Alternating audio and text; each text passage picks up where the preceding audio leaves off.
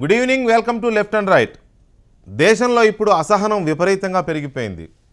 ఒకరిని ఒకరు ఓర్చుకోలేనంత పెరిగిపోయింది. ఒక మతాన్ని ఇంకొక మతం, ఒక కులాన్ని ఇంకొక కులం, ఒక పార్టీని ఇంకొక పార్టీ, ఏకంగా ఒక మనిషిని ఇంకొక మనిషి సహించుకోలేనంతగా ఈ అసహనం పెరిగిపోయింది. ఈ అసహనం కనిపిస్తున్నది మరెవరికో కాదు, బీజేపీ భీష్ముడు, రాజకీయ కురువృద్ధుడు ఎల్కే అద్వానీకి ఆ అసహనం కనపడుతోంది. మొన్నటి వరకు ఎమర్జెన్సీ లాగా కనిపించింది భారతదేశంలో రాజకీయ వాతావరణం. ఇప్పుడు మనుషుల మధ్య సంబంధాలు అసహనం దిశగా కనిపిస్తున్నాయి. ఎందుకు అద్వానీకి ఈ రకంగా కనిపిస్తోంది? నిజంగానే దేశంలో రాజకీయ పరిణామాలు కానీ లేక మనుషుల మధ్య సంబంధాలు కానీ అసహనంగా ఉన్నాయా, లేక వారికి మాత్రమే అలా కనిపిస్తోందా అనేదే ఇవాళ డిబేట్.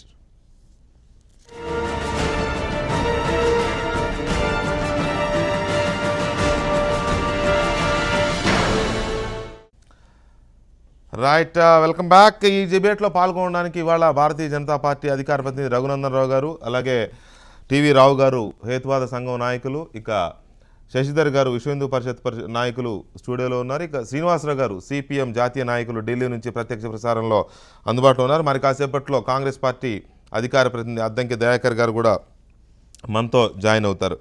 ముందుగా రఘునందన్ గారు, ఎందుకు దేశంలో ఇంతగా అసహనం పెరిగిపోతుంది? ఐ డోంట్ ఫీల్, నాకైతే కనబడట్లేదు అసహనం. అద్వానీ గారు ఫీల్ అయ్యారు, వారి వ్యక్తిగత అభిప్రాయం. అలా ఎలా ఉంటుంది? ఆయన బీజేపీ అగ్రనాయకుడు, మీ అందరికీ మార్గదర్శి. ఆయన కనపడింది మీకు కనపడలేదంటే ఒక పార్టీలో ఉన్న రాజకీయ నాయకునికి ఒక అంశం ఒక కోణంలో కనబడితే ఇంకొకరికి ఇంకో కోణంలో కనబడకూడదు అని ఎక్కడ ఉండదు. బహుశా వారు కుంభాకార దర్పణంలో, మీరు పుటాకార దర్పణంలో చూస్తున్నట్టున్నారు భారతదేశాన్ని. ఏ దర్పణంలో ఎవరు చూసినా నా దృష్టిలో అయితే అసహనం పెరిగినట్టయితే ఏం కనబడతలేదు. కావాలని కొంతమంది లేని ఇష్యూస్ని తీసుకొచ్చి రాద్ధాంతం చేస్తున్నట్టు కనబడుతుంది. ఇప్పుడు ప్రజాస్వామ్య దేశం, మీకు మాట్లాడే హక్కు ఎట్లుందో నాకు మాట్లాడేటువంటి హక్కు అట్లే ఉంటుంది. భావ వ్యక్తీకరణ స్వేచ్ఛ, అద్వానీ గారికి కూడా భావ వ్యక్తీకరణ చేసేటువంటి స్వేచ్ఛ ఉంది. వారు మాట్లాడి ఉంటారు. మాట్లాడినటువంటి మాటలతో నేను ఏకీభవించాలని ఏం లేదు. ఒక పార్టీలో ఉన్నంత మాత్రాన వారి అభిప్రాయాన్ని అందరూ ఏకీభవించాలని కూడా ఎక్కడ లేదు. వారు అన్నది నిన్న జరిగినటువంటి ఆ సంఘటనను చూసి ఆ సంఘటన పట్ల వారు వ్యక్తం చేసినటువంటి అభిప్రాయం, కానీ దేశంలో అసహనం పెరిగిపోతుంది అనేటువంటి మాత్రం I don't feel that Advani గారి ఉద్దేశం అది అనుకోని. శ్రీనివాసరావు గారు, నిన్న శివసేన సంబంధించినటువంటి కొంతమంది నాయకులు చేసినటువంటి సంఘటనని దృష్టిలో పెట్టుకొని వారు చేసినటువంటి కామెంట్గా మాత్రమే దాన్ని చూడాలి తప్పితే దేశంలో అసహనం పెరిగిపోతుంది, పార్టీల మధ్యన అసహనం పెరిగిపోతుందని అద్వానీ గారు కామెంట్ ఇచ్చినట్టయితే నాకు అనిపించలేదు. శ్రీనివాసరావు గారు, దేశంలో అసహనం పెరిగిపోయిందా లేదా? అద్వానీ గారి మాటల్లో నిన్న ఒక్క మహారాష్ట్రలో సుధీంద్ర కులకర్ణికి సంబంధించిన ఘటన ఆధారంగా మాత్రమే ఆయన అలా మాట్లాడారు అని అనుకుందామా? నిజంగా ఇక ఏ రకంగానూ దేశంలో అసహన వాతావరణం లేదు అని అనుకోవచ్చా మనం? నేనైతే అద్వానీ గారి మాటల్లో చాలా వాస్తవం ఉందని అనుకుంటున్నాను.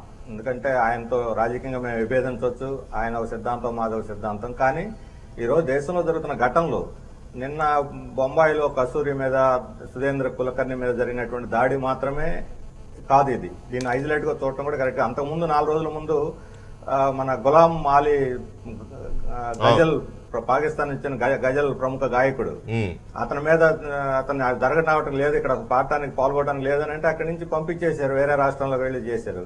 అంతకన్నా ముందు బొంబాయిలో 2 అమ్మాయిల మీద దాడి చేశారు. ఇదే శివసేన వాళ్ళు ఫేస్బుక్ లో ఏదో వాళ్ళు కామెంట్ చేశారు బాల్ ఠాకరేకి వ్యతిరేకంగా అని చెప్పని. ఈ రకంగా అసహనం ఒక శివసేనలోనే కాదు, ఈ రోజు దేశంలో మనం చూసాం ఉత్తరప్రదేశ్ లో గో సంరక్షణ సందర్భంలో జరిగిన దాడి, లేకపోతే బెంగళూరులో పబ్బుల మీద జరిగిన దాడి, లేకపోతే హర్యానాలో ఆడపిల్లలు సెల్ ఫోన్లు వాడకూడదు, డ్రెస్సులు ఎలా వేసుకోవాలి అలా వేసుకోవాలని కప్పు పంచాయతీలు చేస్తున్నటువంటి శాసనాలు, లేదంటే కేరళలో క్వశ్చన్లో ప్రేమించుకునే 2 పిల్లలు హోటల్లో మాట్లాడుకుంటుంటే దాన్ని నిషేధించి వాళ్ళ మీద దాడి చేయడం. ఇట్లా కాదు, ప్రతి రాష్ట్రంలో కూడా వాళ్ళ ఒక మోరల్ పోలీసింగ్ లాగా, లేదా మేమే పెత్తనం చెలాయిస్తాం మా మాట నెగ్గాలి అని చెప్పినటువంటి ఒక దారుణమైనటువంటి స్థితి మాత్రం, అసహనమైనటువంటి స్థితి కనిపిస్తుంది. ఇది అందరిలో కాదు, ఈరోజు అధికారంలో ఉన్న పాలక వర్గాల్లో. ఇప్పుడు శివసేన మహారాష్ట్రలోనే కాదు, కేంద్రంలో కూడా అధికారంలో భాగస్వామి, బీజేపీతో సహభాగస్వామి, వాళ్ళ ఎన్డీఏలో భాగస్వామి. అక్కడ ముఖ్యమంత్రి ఫడ్నవీస్ మేము రక్షణ కల్పిస్తామని మాట ఇచ్చాడు, ఇద్దరికి మాట ఇచ్చాడు. కానీ కనీసంగా రక్షణ కల్పించడంలో సంపూర్ణంగా విఫలమైంది మహారాష్ట్రలో ఉన్నటువంటి ఫడ్నవీస్ బీజేపీ ప్రభుత్వం. కాబట్టి ఈ రకమైన అసహనం అనేది శివసేన కాదు, శివసేన చూసి బెదిరిపోయే పరిస్థితి బీజేపీలో కనిపిస్తుంది. బీజేపీ శివసేనలో కూడా కామన్ ఐడియాలజీ ఉంది కాబట్టి వాళ్ళు కూడా చూసి చూడనట్టు మెత్తగా శివసేన చూసి బీజేపీ బెదిరిపోతుందా, బీజేపీని చూసి శివసేన బెదిరిపోతుందా? వాళ్ళు బెదిరిపోనివ్వండి, వాళ్ళు కౌగిలించుకోనివ్వండి, అది పెద్దగా దేశానికి వచ్చిన నష్టం వాళ్ళు ఏమన్నా కానివ్వండి. కాకపోతే ప్రజల మధ్య ఒకరినొకరు ఓర్చుకోలేని తత్వం క్రియేట్ అవుతోంది అనే అద్వానీ మాట. సరే, ఆయన బీజేపీ నాయకుడైనా ఆయనతో మీరు ఏకీభవిస్తున్నారు అన్నారు. సరే, ఎందుకు అన్నా కూడా మొత్తానికైతే దేశంలో ఆ వాతావరణం ఉందని మీరు కూడా యాక్సెప్ట్ చేస్తున్నారు. విశ్వ హిందూ పరిషత్ ఎలా ఫీల్ అవుతుంది శశిధర్ గారు? ఎందుకంటే ఇది బహుశా రఘునందన్ గారు మరి ఒక ఘటనను ఆధారంగా చేసుకుని అద్వానీ గారు వ్యక్తం చేసిన అభిప్రాయాన్ని భూతద్దంలో చూడాల్సిన అవసరం లేదనే తరహాలో వారు మాట్లాడారు. కానీ దాన్ని అంత తేలిగా తీసుకోవాల్సిన అవసరం అయితే మిగతా వర్గాలు, మీడియాకి కానీ లేకపోతే కొంచెం న్యూట్రల్గా ఉండే వర్గాలు కానీ కనిపించట్లే. ఓకే, ఒకటండి, ఇంతకుముందు రఘునందన్ గారు చెప్పినట్టు అద్వానీ గారు మాట్లాడింది ఒక సందర్భానికి సంబంధించినటువంటి విషయం. అది దాన్ని బీజేపీతో పాటు ఈ ప్రజాస్వామిక సంస్థలన్నీ కూడా ముక్త కంఠంతో ఖండించినాయి. ఇవాళ ఆర్ఎస్ఎస్ కానీ విహెచ్పి కానీ ప్రజాస్వామ్యయుతంగా రాజ్యాంగానికి లోబడి పనిచేస్తున్నటువంటి సంస్థలు, జాతీయవాద పునర్నిర్మాణం అనేటువంటి లక్ష్యంతో పనిచేస్తున్నటువంటి సంస్థలు. వాస్తవానికి దేశంలో అసహనం పెరిగిపోతుందనేటువంటి మాట అవాస్తవం. ఈ దేశంలో మెజార్టీలు హిందువులు ఉన్నంత వరకు ఈ దేశం సంతోషాలతో ఉంటుంది. ఓర్పు నేర్పు ఈ సనాతన ధర్మం దగ్గర ఉన్నది. ఇంకెక్కడ అసహనం ఉంటుందండి? అసహనంతో ఫీల్ అవుతుంది, అసహనం గురవుతున్నారు అనేటువంటి వాళ్ళు ఒక తప్పుడు ప్రచారాన్ని కల్పిస్తున్నారు. ఎప్పుడైతే ఈ దేశంలో ఒక జాతీయవాద ప్రభుత్వాలు, నేను మిమ్మల్ని దాటిపోవడం లేదు, ఈ సనాతన ధర్మానికి మిగతా వాళ్ళని ఓచుకునే తత్వం ఉందని చెప్తుంది, కాదనల్లా ఉంది. మరి ఆ సనాతన ధర్మానికి మీ అందరికీ ఆద్యుడు కదా, మీ అందరికంటే ఎక్కువ ఇన్ఫ్యాక్ట్ మన నరేంద్ర మోడీ గారి కంటే కూడా నరేంద్ర మోడీ గారికే గురువు కదా అద్వానీ గారు. వారికి కనిపించట్లేదా సనాతన ధర్మం? వారికి కనిపించట్లేదా ఈ సహనం? వారికి కనిపించట్లేదా ఈ యాక్సెప్టెన్సీ, ఈ ఇంక్లూజివ్నెస్? ఒక సంఘటన విషయంలో చేసినటువంటి కామెంట్ను మొత్తం వ్యవస్థ, ఒక సంఘటన ఏం సార్, నిన్నటిదాకా దాద్రి, ఓకే, సురేంద్ర కులకర్ణి, దాద్రిలో జరిగిన సంఘటన ఏందండి? ఏదైనా లేదా ఎవరు చంపారు పక్కన పెట్టండి, ఘటన జరిగింది, ఆర్ఎస్ఎస్ చేసిందా? అక్కడ వాస్తవాలు పూర్తి దర్యాప్తులో వాస్తవాలు వస్తాయి. ఈ రోజు మీడియాలో జరుగుతున్నటువంటి దాద్రి సంఘటనకు సంబంధించినటువంటిది అవుతుందో పూర్తి అవాస్తవాలు ప్రచారం జరుగుతా ఉంది. అక్కడ అతను పాకిస్తాన్ ఏజెంట్ గా మారిండు, అనేక రకాలైనటువంటి ఆరోపణలు ఉన్నాయి. ఇవాళ బయటికి వచ్చిన విషయాలు ఒకటి కావచ్చు, నేను చెప్తున్నాను. అక్కడ ప్రజలు దేశ వ్యతిరేక ఆ చనిపోయిన ఆ వ్యక్తిని పాకిస్తాన్ ఏజెంట్ గా మారాడని చంపారా, అది ఆవు మాంసం తిన్నాడని చంపారా? వెంకటకృష్ణ గారు, ఈరోజు విహెచ్పి చేయలేదు యాక్టివిటీ, అది చంపలేదు. ఆర్ఎస్ఎస్ చేయలేదు. ప్రజలు తిరగబడి దర్యాప్తు జరగనియండి. దర్యాప్తు పూర్తి కాకముందు వాస్తవాలు ఎంక్వైరీ. ఈ రోజు ఉత్తరప్రదేశ్ గవర్నమెంట్ కేంద్ర ప్రభుత్వానికి నివేదించింది లా అండ్ ఆర్డర్ ప్రాబ్లం రాష్ట్రాలకు సంబంధించి. ఉత్తరప్రదేశ్ లో ఎస్పీ సమాజ్వాదీ పార్టీ అధికారంలో ఉంది. ఇవాళ రాష్ట్ర ప్రభుత్వం కేంద్రానికి ఇచ్చినటువంటి నివేదికలో కూడా ఎక్కడ కూడా ఇది మతపరమైనటువంటి అంశం కాదు, మతపరమైనటువంటి అంశంతో ముడిపడి ఉన్నటువంటి విషయం కాదని చెప్పేసి స్పష్టంగా రాష్ట్ర ప్రభుత్వం నివేదిక ఇచ్చింది. దాని మీద ఎందుకు చర్చ జరగదు? నిన్న అదే గ్రామంలో వెంకటకృష్ణ గారు, మిత్రులు రఘునందనరావు గారు, దయాకర్ గారు, అదే శ్రీనివాసరావు గారు దాని మీద అదే గ్రామంలో మీరు ఇంకొక విషయం మనం ఈ చర్చలో తప్పకుండా చర్చించుకోవాలి. ఆ సంఘటన జరిగినటువంటి 3 రోజుల క్రితము మొత్తం హిందూ సమాజం ఒక ముస్లిం అమ్మాయికి పెళ్లి చేసింది, తప్పే. కాబట్టి అక్కడ మతపరమైనటువంటి విద్వేషాలు ఎక్కడ లేదు, పెళ్లి చేసింది. పెళ్లి చేయడం నచ్చకపోవడం కాదు, ఒక పేద ముస్లిం మహిళకు ఆ గ్రామంలో ఉన్నటువంటి హిందూ సమాజం పెళ్లి చేసింది.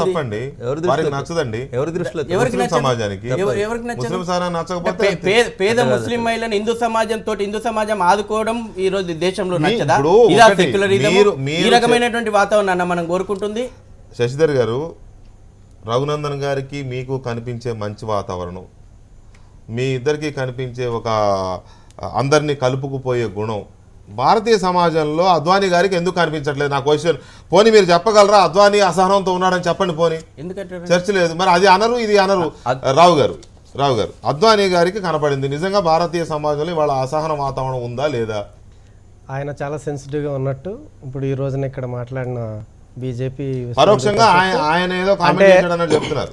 చాలా చంపేయాలనుకున్నాం, చాలా మందిని లేపేయాలనుకున్నాం, కాబట్టి దాంతో కంపేర్ చేస్తే ఇది చాలా తక్కువ అన్నట్టు మాట్లాడుతున్నారు. ఎందుకంటే సెన్సిటివ్గా ఒక ఇష్యూని ఇన్ని మతాలు ఉన్న విభిన్న మతాలు, విభిన్న సంస్కృతులు, విభిన్న జాతులు ఇవన్నీ ఉన్న చోట మనం ఎట్లా ఉండాలి అనేది మర్చిపోయి ఇది హిందూ సామ్రాజ్యం, ఇక్కడ నడవాల్సింది మెజారిటీ హిందువుల అభిప్రాయమే నడవాలి, కాబట్టి మేము చేసింది చాలా తక్కువ అనే అభిప్రాయం ఉండటం అనేది తప్పు. మొట్టమొదటి ఏంటంటే మీరు భావజాలంతో పోటీ పడాలనుకుంటే పోటీ పడండి. భావజాలంతో మీరు చేద్దాం అనుకున్నది మీ స్టేట్మెంట్ అయితే కరెక్టే, కానీ మీరు భౌతిక దాడులు చేస్తున్నారు. భావజాలంతో ఎదుర్కొనే పరిస్థితి మీకు లేదని అర్థమవుతుంది. భావజాలం కూడా ఎక్కువ భారీ ఎత్తున జరుగుతుంది, అదేమి జరుగుతుంది. సరే ఓకే, దానివల్ల అంటే మాటలతో పోతుందని ఇప్పుడు ఇది చేతల దాకా వెళుతుందని. అదే చేతల దాకా ఎందుకు వెళ్తుంది?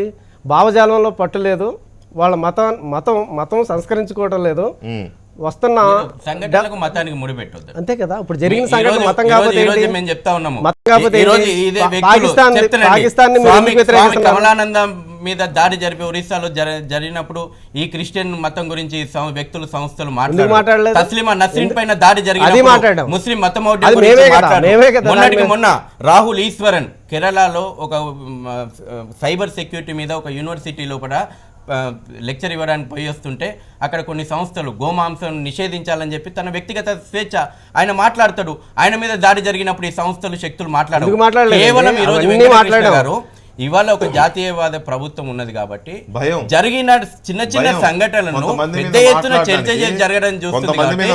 నిజంగా మనము వాస్తవాలను కూడా సాక్షిగా ఇదే ఎన్ఐ గారు సాక్షిగా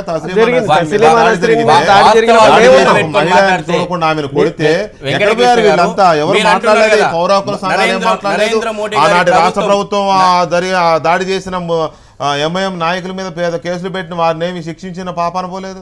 అప్పుడు భయం. నరేంద్ర మోడీ గారి ప్రభుత్వం వచ్చినాకనే గత సంవత్సర కాలంగా కేరళలో 16 మంది రాష్ట్రీయ స్వయం సేవక సంఘ కార్యకర్తలను అత్యంత దారుణంగా హత్య చేయబడ్డారు. ఇవి ఎక్కడ కూడా చర్చ జరగట్లేదు. చిన్న చిన్న సంఘటనలు చూసి ఇవాళ మతమౌఢ్యము పెరిగిపోతుంది, ఒక అభద్రతా భావనం పరోక్షంగా అద్వానీ గారు రాజకీయ అనుభవం ఉన్నటువంటి వ్యక్తులు తప్పలేదు. వారు మాట్లాడినట్టు చాలా స్పష్టం. ఒక సందర్భానికి మాట్లాడినారు. దయచేసి ఒక మాట, అద్వానీ గారి మాటలు మీకు అర్థం కానట్టు మీరు నటిస్తున్నారు తప్ప మీకు అర్థమైంది. అద్వానీ గారు స్పష్టంగా ఆయన మరి ఏ ఉద్దేశంతో అన్నారో, మతమౌఢ్యం పెరిగిందని అన్నారా, లేకపోతే ఇంకొక మతాన్ని సహించలేక విరుచుకుపడుతున్నారు మన వాళ్ళనే ఉద్దేశంతో అన్నారా, లేకపోతే మీ అందరికీ ఒక గీతోపదేశం చేయడానికి అన్నారో తెలియదు, కానీ కొన్ని కీలకమైన కామెంట్స్ చేశారు. దాన్ని రిసీవ్ చేసుకోకుండా మాట్లాడుతున్న పరిస్థితి కనపడ. ఒక్క నిమిషం దయాకర్ గారు, భిన్నాభిప్రాయాలపై అసహనం వ్యక్తం చేసే ధోరణి పెరిగిపోతోంది. ఇలాంటి ఘటనలు దేశానికి ప్రజాస్వామ్యానికి మంచిది కాదు. ప్రజాస్వామ్యంలో అన్ని రకాల అభిప్రాయాలకు స్థానం ఉండాల్సిందే. ఇట్లాంటి ఘటనలతో దేశానికి చెడ్డ పేరు వస్తుంది అనేది అద్వానీ చేసిన మాట. అసహనం లేదు ఆ దేశంలో. మీరు వచ్చే ముందు రఘునందన్ గారు అంటారు ఒక ఘటన, సుధీంద్ర కులకర్ణి ఘటనను ఆధారం చేసుకుని ఆయన వ్యక్తమైన అభిప్రాయం మాత్రమే, దాన్ని పెద్దగా మీరు భూతద్దంలో చూడాల్సిన అవసరం లేదు అనేది. ఇప్పుడు 1 సంవత్సరంన్నర నుంచి మత ప్రేరితమైన, మత వ్యతిరేక, మత అనుకూల వాదాలు మనం చర్చల్లో చూస్తున్నాం. అసహనం ఇసిస్ రూపంలో పెరుగుతున్నది, దాన్ని ఖండిస్తున్నాం. అసహనం క్రిస్టియన్ మతోన్మాదంతో జరుగుతున్నది, మనం ఖండిస్తున్నాం. అసహనం హిందుత్వ ప్రేరిత మనువాద సిద్ధాంతాలు చేస్తున్నారు, మనం ఖండించలేకపోతున్నాం. అది సమస్య. అలాగని మీరు ఇంకా కొన్నిటి కూడా ఖండించలేకపోతున్నారు. అవును, నాట్ ఓన్లీ దిస్. ఎందుకు నేను ఈ వాదం అంటున్నా అంటే, ఇప్పుడు సపోజ్ మన దగ్గరే కొన్ని ఘటనలు జరిగితే వాటిని కూడా మీరు ఖండించలేకపోయారు. మీరు నేను మిమ్మల్నే కాదు, టీవీ గారు లాంటి సంస్థలు కూడా తప్పు పట్టగలను. నేను కూడా ఆ రోజు ఏమైంది అంటే, కులకర్ణిని మీరు ఇట్లా చేయడం తప్పు అంటే నేను హిందూ వ్యతిరేకిని. దాద్రి సంఘటనలో ఆ ముస్లింను గొడ్డుకూర తిన్నామని ఎందుకు చంపినామంటే నేను హిందూ వ్యతిరేకిని. ఈ దేశానికి భగవద్గీతనే ఒక దిక్సూచి అని అంటే నేను హిందూ వ్యతిరేకిని. లేకపోతే రిజర్వేషన్లను ఎందుకు అని అంటామంటే నేను హిందూ వ్యతిరేకిని. అంటే లౌకిక రాజ్యం అనే భావన లేదు, ఈ భారత రాజ్యాంగం లేదు. మనం ఇన్ని రోజులు 69 సంవత్సరాల నుంచి లేని సమస్య ఈ సంవత్సరంన్నర నుంచే వచ్చింది. వాజ్పేయి గారు ఉన్నప్పుడు కూడా లేదు ఈ సమస్య. అంటే భావజాలానికంటే హిందుత్వ భావజాలం మీద దాడి జరిగిన కొన్ని సంఘటనలు స్పందించిన తీరును గమనించని వాళ్ళు చేస్తున్న కామెంట్స్. ముస్లిం తీవ్రవాదం గోకుల్ చాట్లో జరిగిన సంఘటన ఎవరైనా సమర్థించిండ్రా? మంచిగా చేసిండ్రని. లుంబిని పార్క్ కాడ జరిగిన దాన్ని ఎవరైనా సమర్థించిండా? లేకపోతే ముంబై దాళ్ళని ఎవరైనా సమర్థించిండా? అంటే మిమ్మల్ని చేస్తే మెజారిటీ ప్రజలంటే ఎవరు? మెజారిటీ ప్రజలంటే న్యూట్రలిస్ట్ లేరా దాంట్లో? నేను హిందుత్వవాదిని అయితే మాత్రం హిందూ మూర్ఖత్వాన్ని, హిందూ మనువాదులు చేస్తున్న మూర్ఖత్వాన్ని కూడా నేను సమర్థించాలనా? ఈరోజు హిందుత్వం ఇతరుల మీద దాడులు చేయమని చెప్పిందా? ఇస్లాంకి చెప్పినట్టు ఇస్లాంను తిట్టలేదా మేము? ఇవాళ మతం మీద చర్చ ఎందుకు జరుగుతుందండి ప్రభుత్వానికి? అసలు చర్చ జరగాల్సింది ఇప్పుడు మతం మీద కాదు, నాకు తెలిసి ఇప్పుడు అసహనం ఎంత జరగాలి. అవును. ఈ అసహనం అనేది ప్రజల్లో ఉందా అసహనం? అద్వానీ గారు లోపల ఉందా అసహనం? లేక అంతర్గతంగా బీజేపీలో ఉందా అసహనం? ఇప్పుడు ఆయన మాటలు ఇప్పుడు నేనేమంటున్నా, బీజేపీ స్ఫూర్తి కేంద్రం ఆర్ఎస్ఎస్ అంటున్నారు. స్ఫూర్తి కేంద్రం యొక్క విధాతలే అన్రెస్ట్తో మాట్లాడుతూ భారత రాజ్యాంగానికి వ్యతిరేకంగా మాట్లాడుతున్నారని అంటున్నాం. దాని మీద చర్యలు లేనప్పుడు, ఈరోజు వికారాబాద్లో ఒక చర్చ్ పాస్టర్ మీద దాడి జరిగినప్పుడు, చర్చ్ పాస్టర్ని చంపేసినప్పుడు, చంపింది ఎవరని తేలినప్పుడు మనం అక్కడ పరమత సహనం గురించి మాట్లాడం. ఎందుకంటే చచ్చినోడు ఎక్స్ మతానికి సంబంధించిన అంశం.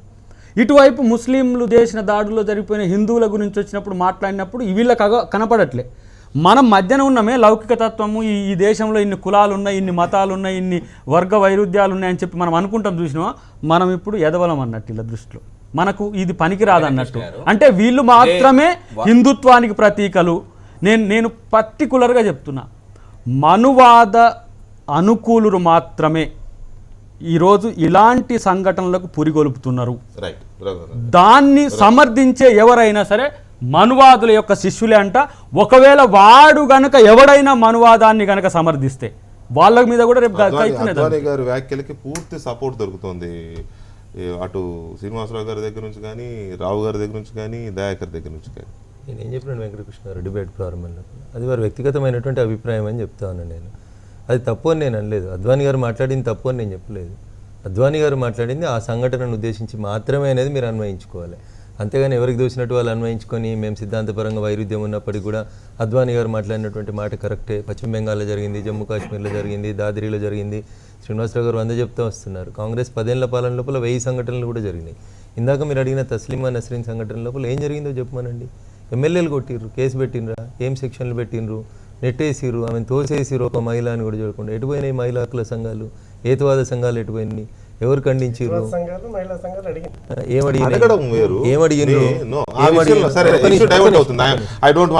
దాన్ని తీసుకెళ్ళడం నాకు ఇష్టం లేదు. నిజానికి అది పెద్ద ఇష్యూ. ఆ విషయంలో అందరూ ఫెయిల్ అయ్యారు. ఇక్కడ లా అండ్ ఆర్డర్, ప్రభుత్వము, పౌర హక్కుల సంఘాలు తెల్లారు లేగిస్తే రోడ్డు ఎక్కి అన్ని సంఘాలు ఫెయిల్ అయ్యాయి. ఆ విషయంలో ఎంఐఎంని నడి రోడ్డు మీద నిలబెట్టే ధైర్యం కానీ సాహసం కానీ ఎవరు చేయలేకపోయారు. ఆ విషయంలో నేను అందుకనే చెప్తా ఉన్నా. అద్వానీ గారు ఆ రోజు ఇన్నయ్య గారితో ఇది కూడా పగిలింది. ఆ రోజు నేను ఆ రోజు పెట్టిన కేసు ఏంది, ఆ రోజు జరిగినటువంటి సంఘటన ఏంది, వారు ఏ మతానికి సంబంధించిన వారు, ఏ మతం వారు దాడి చేసినారు, ఆ రోజు ఎందుకు అందరు మౌనం పట్టించినారు. ఈరోజు ఈ దేశంలో 185 మంది ఉన్న హిందువుల గురించి మాట్లాడితే, హిందువులు అక్కడ కులకర్ణి మీద జరిగినటువంటి సంఘటనే కదా వారు ఖండించింది అద్వానీ గారు. అదొకటే కాదు, ఆ సంఘటనని వారు ఖండిస్తూ ఇట్లాంటి అసహనపూరితమైనటువంటి చర్యలు మంచిగా ఇట్లాంటి అసహనంతో కూడిన సంఘటనలు మంచిగా కావని చెప్పి ఎవరు చెప్పిండ్రు? అద్వానీ గారే చెప్పిండ్రు. దాన్ని తప్పుపట్టడానికి ఏముంది? అంటే ఇక్కడ 2 విషయాలు ఉన్నాయి. తప్పు పట్టడానికి ఏముందని కాదు, తప్పు పట్టాల్సిన అవసరం ఉంది. అంటే వారు చేసి మీరు అడిగారు కాబట్టి, ఒకటి అసహనం వారిలో ఉందా, వారి పార్టీలో ఉందా అనేది ఒకటి తేలాల్సిన అవసరం ఉంది. రెండోది, ఒకవేళ ఇప్పుడున్న వర్గాలు, ఇప్పుడున్న శక్తులే కనుక అసహనానికి కారణమవుతుంటే, అసలు ఈ శక్తులన్నిటికీ ఆద్యుడు, ఈ శక్తులన్నింటినీ పెంచి పోషించిన వాడే అద్వానీ కదా. వెంకటకృష్ణ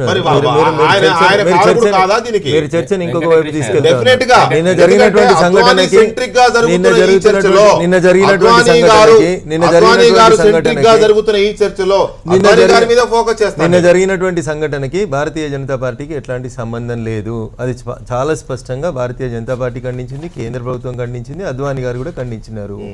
దాంట్లో వారు చెప్పింది ఏంటంటే కొంతమంది వ్యక్తులు అసహనంగా కనబడతా ఉన్నారు, ఇది మంచి పద్ధతి కాదు, దేశానికి చెడ్డ పేరు వస్తుంది అని చెప్పిండ్రు. ఇట్ ఈస్ ట్రూ, దాన్ని ఎవరు తప్పు పట్టట్లేదు, దాన్ని ఎవరు డినే చేయట్లేదు. సిపిఎం నాయకులు వారు శ్రీనివాసరావు గారు కూడా అది మంచి స్టేట్మెంట్ అనే చెప్తా ఉన్నారు. వారు చెప్తూనే ఇంకేమంటున్నారు, గతంలో జరిగినటువంటి సంఘటనలు కూడా మీద అంటున్నారు. దయాకర్ గారు వచ్చి ఏమంటున్నారు, గో మాంసం తింటే చంపేసిరని. అది గో మాంసం కాదనే మనం లాస్ట్ చర్చ లోపల తెలుసుకున్నాం కదా, ఫోరెన్సిక్ సైన్స్ ల్యాబొరేటరీ నివేదిక వచ్చింది, అది గో మాంసమే కాదని చెప్పి మనం ఇదే చర్చలో మాట్లాడుకున్నాం. ఇదే దయాకర్ గారు ఇదే రఘునందన్ రావు గారు కూర్చొని మాట్లాడారు. ఎందుకు చంపిన అనేది ఉత్తరప్రదేశ్ ప్రభుత్వం చెప్తారు, పోలీసు గారు చెప్తారు. వెంకటకృష్ణ నేను అదే తప్పు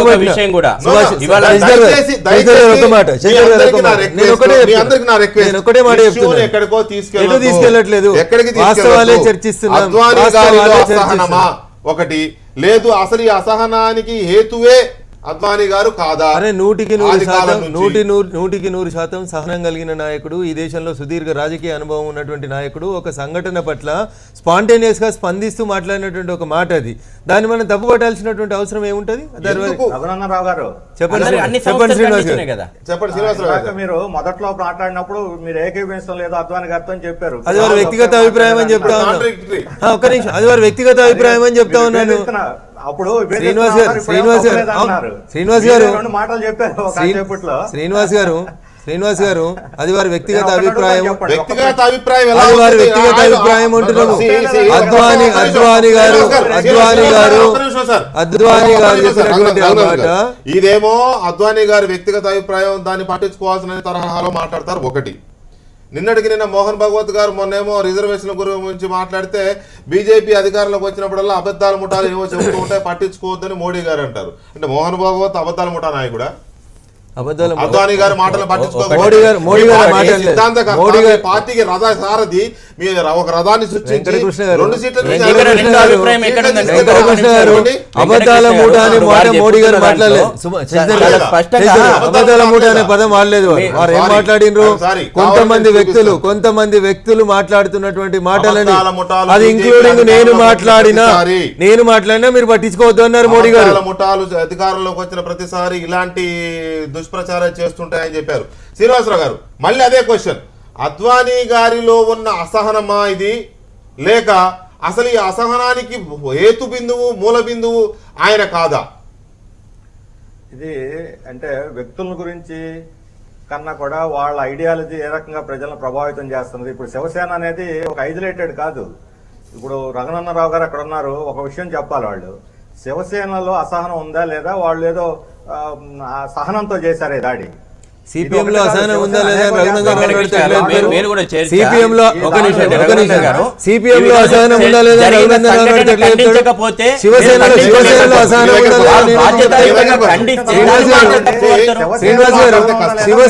శివసేనలో అసహనం ఉందా లేదా నేనెట్లా చెప్తాను? శ్రీనివాస్ గారు దాడి అసహనంతో చేసిందా సహనంతో చేసిందా చెప్పండి. ఇప్పుడు శ్రీనివాస్ గారు వచ్చాడు అనే పుస్తకం రాశాడు. శ్రీనివాస్ గారు మీరు అడిగిన ప్రశ్న నేను సమాధానం చెప్తా ఉన్నాను. ఆ పుస్తకాన్ని వ్యతిరేకిస్తున్నారు, మీకు తెలుసా విషయం? శ్రీనివాస్ గారు వాళ్ళు ఆ పుస్తకాన్ని వ్యతిరేకించారు. ఇండియాతో మంచి సంబంధాలు ఉండాలి, ఇండియా పాకిస్తాన్ కలిసి ఉండాలని చెప్పి నాకు మంచి పుస్తకం రాశాడు. ఆ పుస్తకం రిలీజ్ కోసం కులకర్ణి అక్కడ సభ ఏర్పాటు చేశాడు. దాని మీద దాడి చేయాల్సిన అవసరం ఏంటి? మాకు సంబంధం లేదని మీరు అంటున్నారు. అసలు జరిగిన దాడిని ఎందుకు ఖండించాలని అడుగుతున్నాను. మీకు సంబంధం లేదని భుజాలు ఎందుకు తడుకుంటారు? ఆ తప్పని ఎందుకు చెప్పరు నేను అడుగుతున్నాను. మీకు వినబడకపోతే మేమేం చేస్తాం? గల్లీ నుంచి ఢిల్లీ దాకా ఖండించడం అని చెప్తానే ఉంటే ఇవే తప్పుడు మాటలు మాట్లాడొద్దు శ్రీనివాస్ గారు. మీరు ప్రతిసారి తప్పుడు మాటలు మాట్లాడతారు. This is not proper on your age. This is not proper for your age. This is not proper for your age Srinivas గారు. అరే వయసులో అంత పెద్ద ఎట్లా మాట్లాడతాను? వయసులో అంత పెద్ద ఇన్ని తప్పుడు మాటలు ఎట్లా మాట్లాడతావు పెద్ద మనిషి నువ్వు? ఎవరైనా అడిగారు మీకు సంబంధం ఉందని ఎవరైనా చెప్పారా? శివసేన చేసింది, మాకు సంబంధం లేదని బుధాలు తోడుకుంటున్నారు తప్ప వాళ్ళకి తప్పు. మేము దీన్ని ఖండిస్తున్నాం. ఫడ్నవీస్ చెప్పాడు రక్షణ కల్పిస్తాను, ఎందుకు విఫలమయ్యాడు? ఫడ్నవీస్ ఇద్దరికి, గులాం మాలిక్కి రక్షణ కల్పిస్తూ విఫలమయ్యాడు, ఈయనకి కసూరికి విఫలమయ్యాడు. కులకర్ణి మీద దాడి జరిగింది. కులకర్ణి ఎవరు? హిందువు కాదా? ఎందుకు దాడి చేశారు? మీ ప్రశ్నలు అయిపోయినాయా? శివసేనలో అసహనం పెరుగుతుందా నన్ను అడిగినారు మీరు. బృందా కారత్ గారికి లేకపోతే ఇంకో కారత్ గారికి సిపిఎం మీద ఎందుకు కోపం వచ్చిందని అడిగితే నేను సమాధానం వినాలే. వినాలి. అది లేదు కదా. I'm not a part of Shiv Sena. I'm not a part of Shiv Sena. I'm not a part of Shiv Sena. ప్రశ్న అడిగినప్పుడు వినే ఓపిక ఉండాలి. అరే ప్రశ్న అడిగినప్పుడు ఓపిక వినాలి. ఓపిక వినాలి. I'm not a part of Shiv Sena. Srinivasa Rao గారు. శ్రీనివాస్ గారు ఒక్క నిమిషం ఉండండి, ఒక్క నిమిషం. అడిగితే ఎవరు చెబుతారు? మీరు శ్రీనివాసరావు గారు ఒక్క నిమిషం చెప్పండి. ఒక్క నిమిషం ఆగండి. ఉన్నదానికి చెప్పండి. శ్రీనివాసరావు గారు ఒక్క ఎవరు నిమిషం ఎక్కడ వచ్చింది ఒక వార్త చెప్పనివ్వండి ప్లీజ్ చెప్పనివ్వండి శ్రీనివాసరావు గారు ప్లీజ్ చెప్పండి. శివసేనలో సహనం ఉందా చెప్పాల్సినటువంటి అవసరం కానీ బాధ్యత కానీ రఘునందన్ రావు గారికి లేదు. పక్క పార్టీలో జరుగుతున్నటువంటి సంఘటనలకి నన్ను సమాధానం చెప్పమని శ్రీనివాసరావు గారు అడిగితే నేనేం చెప్పలేను. సిపిఎంలో ఏం జరుగుతుంది, సిపిఎం పార్టీ ఎందుకు అభివృద్ధి చెందలేదు రఘునందన్ రావు గారు అని నన్ను అడిగితే నేనేం చెప్పలేను. శ్రీనివాస్ గారు మీరు ప్రశ్న వేసినప్పుడు వినే ఓపిక ఉండాలి. వయసులో చాలా పెద్ద మీరు ఇంత అసహనంగా ఉంటే ఎట్లా? వయసు దాటిపోయిన కొద్ది అసహనం వస్తున్నట్టు. అరే వయసు దాటిపోయిన కొద్ది అసహనం వస్తున్నట్టుంది. వాళ్ళంటి పిల్లలు అసహనంగా మాట్లాడితే మీలాంటి పెద్దలు సర్ది చెప్పాలి. మీలాంటి పెద్దలకే సహనం లేకపోతే ఎట్లా? మీలాంటి వయసు వచ్చిన పెద్దలకే సహనం లేకపోతే ఎట్లా? అరే సహనంగా ఉండాలి శ్రీనివాస్ గారు, సహనంగా ఉండాలి మీరు అంటున్నా. అరే ఒక్కదానికి సమాధానం చెప్తారా మీకు ఇంత కోపం వస్తే ఎట్లా? ప్రశ్న మీరు వినలేదు. నేను శివసేనలో అసహనం ఉందని అడగలేదు. శివసేనే అసహనంతో వ్యక్తం చేస్తుంది. ఘటనలు బయట వేరే వాళ్ళ మీద వ్యక్తం చేసింది. శివసేనలో అసహనం కాదు ఇది. సిపిఎం లో అసహనం, శివసేనలో అసహనం కాదు ఇది. బీజేపీలో అసహనం కాదు. అధికారంలోకి రాకపోతే మీకు అసహనం వస్తుంది. ఏం చేస్తాం మరి? 6 దశాబ్దాలుగా పోరాడితే కూడా ప్రజలు ఓట్లు వేస్తారు కాబట్టి వేస్తలేరు కాబట్టి అసహనం వస్తుంది మీకు.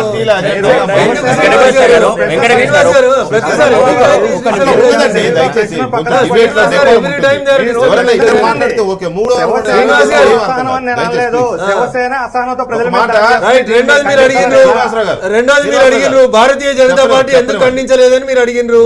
గల్లీ నుంచి ఢిల్లీ దాకా భారతీయ జనతా పార్టీ ఖండించింది. నరేంద్ర మోడీ గారు ఖండించిండ్రు, ఫడ్నవీస్ గారు ఖండించిండ్రు. ఇంకెవరు ఖండించాలి? ప్రధానమంత్రి ఖండించిండు, రాష్ట్ర ముఖ్యమంత్రి ఖండించిండు. సంఘటనకు పాల్పడిన 6గురిని అరెస్ట్ చేసిర్రు. సంఘటనకు పాల్పడిన 6గురిని అరెస్ట్ చేసిర్రు. ఇంకేం కావాలి చెప్పండి మీకు? మీ ఇద్దరికి ఒక రిక్వెస్ట్, ఒక్క నిమిషం సార్. శ్రీనివాసరావు గారు, రఘునందన్ గారు ఒక్క నిమిషం. మీ ఇద్దరికి ఒక రిక్వెస్ట్. టీవీ రావు గారు, ఇక్కడ ఖండించడము ఖండించకపోవడము కాదు క్వశ్చన్.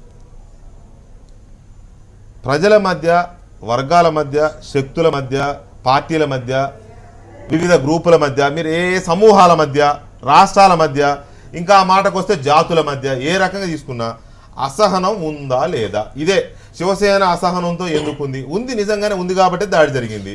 సరే బీజేపీ నాయకుడిగా నేను ఎలా చెప్తాను శివసేన గురించి అని వారు అన్నా కూడా దేశంలో ఉన్న సమకాలీన పరిస్థితులను ఎవరైనా విశ్లేషించవచ్చు. శివసేనకు అసహనం ఉందా లేదా అంటే ఉంది ఖచ్చితంగా.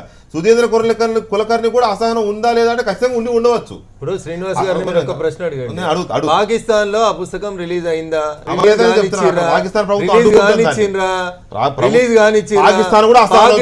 పాకిస్తాన్ విదేశాంగ శాఖ మంత్రి రాసిన పుస్తకాన్ని, పాకిస్తాన్ విదేశాంగ శాఖ మంత్రి రాసిన పుస్తకాన్ని ఆ దేశంలో రిలీజ్ కానియకపోతే పక్క దేశంలో మనం రిలీజ్ కానిచ్చినాం.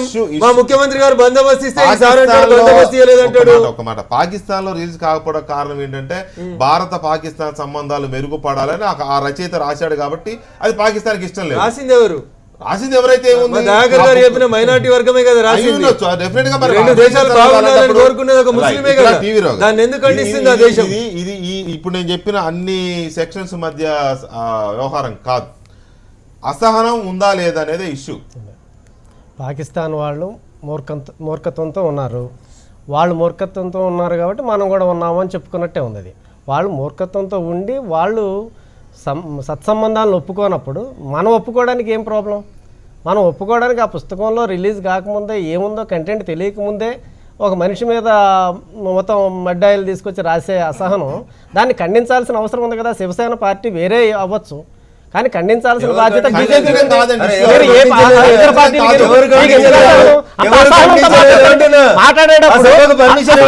లేదు మీకు నుంచి అరుస్తానే ఉన్నారు, మాట్లాడుతుంటే మధ్యలో మాట్లాడతారు.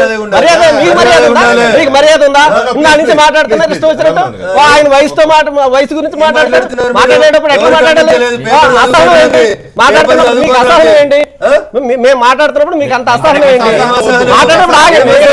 రూల్స్ పాటించండి. సభ్యత పాటించండి. రూల్స్ పాటించండి. మధ్య మధ్యలో అడ్డం పట్టరు. మీకు సబ్జెక్ట్ లేదు కాబట్టి ఏమి అడ్డం పడుతున్నారు? ఏమి లేదు.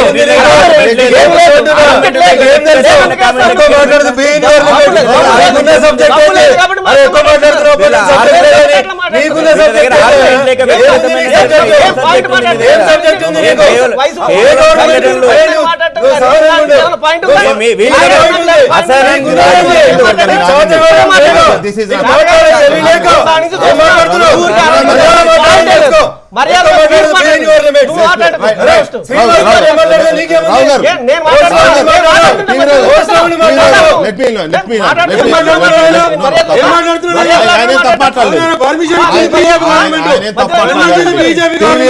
తప్పు మాట్లాడలేదు. అది వేరే విషయం, అది వేరే విషయం.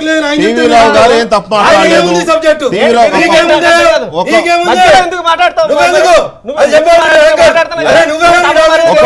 రావు గారు ఒక్క నిమిషం,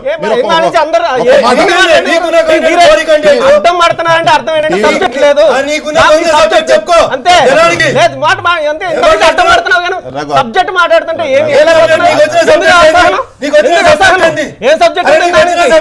ఆయన గురించి ఒక్క నిమిషం వెంకటకృష్ణ గారు నేను ఒకటి అడుగుతున్నాను, ఆయన ఒకటి అడగండి. బీజేపీ ఖండించిందా ఖండించలేదా? పర్మిషన్ ఇచ్చింది బీజేపీ, సబ్జెక్ట్ బీజేపీ ఖండించింది. చెప్పానండి, ఏ సబ్జెక్ట్ నన్ను చెప్పండి please please. I'm requesting both of you. ఇది నేను ముందే చెప్పా, బీజేపీ ఖండించింది, ప్రధాని ఖండించారు, అద్వానీ ఖండించారు, రాష్ట్రపతి ఖండించారు, మహారాష్ట్ర ముఖ్యమంత్రి ఖండించారు. అవును సార్, పర్మిషన్ ఇదే మరి చెప్పనివ్వండి. తెలియదు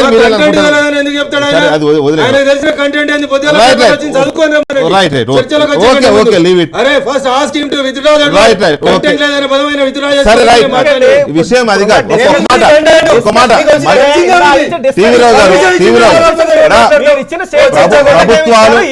ప్రభుత్వాలు నేను ముందే శశిధర్ గారు మీరు ఆగండి, మీరు ఆగాలి ప్లీజ్. ఒక్క నిమిషం, మాట్లాడాలనుకుంటే చాలా ఉంటాయి. ఆగండి సార్, మీరు ఆగండి దయచేసి. రైట్, నా క్వశ్చన్ లో క్లారిటీ ఉంది. నా క్వశ్చన్ సరే ఓకే సార్, ఒకటి సార్ ఒక మాట చెప్పనివ్వండి. రావు గారు ఒక్క నిమిషం, రావు గారు పర్మిషన్ ఇచ్చిందా ఇవ్వలేదా? సమాధానం చెప్పండి. నీ కంటెంట్ ఏందో పర్మిషన్ ఇవ్వకుండా సభ జరగదు కానీ పర్మిషన్ ఇచ్చిందా ఇలా చెప్పండి. దయచేసి ఒక మాట, ఫస్ట్ ఆఫ్ ఆల్ ఒక మాట తీవ్రరావు గారు మీరు కూడా కొంచెం పేషెన్స్ మెయింటైన్ చేయండి. సబ్జెక్ట్ లేని వాళ్ళని నేను అసలు ముందు చర్చలకు పిలవను. ఆయనకున్న కంటెంట్ ఏందో నాకు అర్థమైంది. పర్మిషన్ బీజేపీ ఇచ్చింది, ఆయనకు మహారాష్ట్ర గవర్నమెంట్ ఎవరున్నారో చెప్పండి. ఓకే, సబ్జెక్ట్ లేని వాళ్ళని నేను చర్చకు పిలవను. ఈ టాపిక్ కి ఎవరెవరు సూటబుల్, ఎవరెవరైతే బాగుంటుందని నేను ఆ చర్చకు పిలుస్తా. సో సరే, అయిపోయింది, కొంచెం డెకోరం మెయింటైన్ చేయండి ప్లీజ్. ఆవేశం రావచ్చు, దాని మీద వాదోపవాదాలు జరగవచ్చు, కానీ ఇండివిజువల్గా పర్సనల్గా వెళ్ళకండి దయచేసి. నేను అడుగుతున్నది అదే, మహారాష్ట్ర ప్రభుత్వం పర్మిషన్ ఇస్తేనే సభ జరిగిన తర్వాత ఈ ఘటన జరిగిన తర్వాత ముఖ్యమంత్రి ఖండించారు, కేసులు కూడా పెట్టారు, అరెస్ట్ కూడా చేశారు. బీజేపీ ఖండించింది, నరేంద్ర మోడీ గారు ఖండించారు, అద్వానీ గారు అందరూ ఖండించారు. కానీ ఇక్కడ నా పాయింట్ అదే, నేను ఈ చర్చ పెట్టిందే అసహనం ఉందా లేదా. ఇప్పుడు కనపడింది అసహనం, శ్రీనివాసరావు గారికి రఘునందన్ గారికి కనపడింది, మీకు టీవీరావు గారికి మీకు కనపడింది, దయాకర్ గారికి మీకు కనపడింది, వారికి మీకు కనపడింది, నాకు మీకు కనపడింది. అంటే ఈ ఒక్క నిమిషం సార్, మేము అంటలేము అసహనం దేశంలో ఉందని మేము అంటలేము. ఇవాళ వీరితో సూటిగా ప్రశ్న చర్చలు గతంలో వాజ్పేయి గారి ప్రభుత్వం ఉన్నప్పుడు కూడా అనేక ప్రార్థనా మందిరాల వద్ద, హిందువుల ప్రార్థనా మందిరాల వద్ద, క్రిస్టియన్ల ముస్లింల ప్రార్థనా మందిరాల దగ్గర బాంబు పేలు జరిగితే దేశమంతా వీళ్ళు కంటెంట్ ఉందంటారు కదా, ఇటువంటి కంటెంట్ ఉన్న వాళ్ళంతా దేశమంతా ఏం ప్రచారం చేస్తారంటే హిందూ సంస్థలు బాంబులు పెట్టి పేల్చేస్తున్నాయి. ఈ రకమైన చివరికి నిజ నిర్ధారణ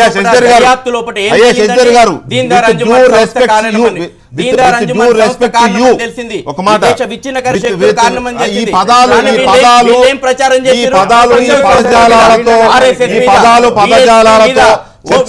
చర్చల్లో బాగా మాట్లాడే వ్యక్తులు తర్వాత నిజాలు బయటకు వచ్చినప్పుడు మాత్రం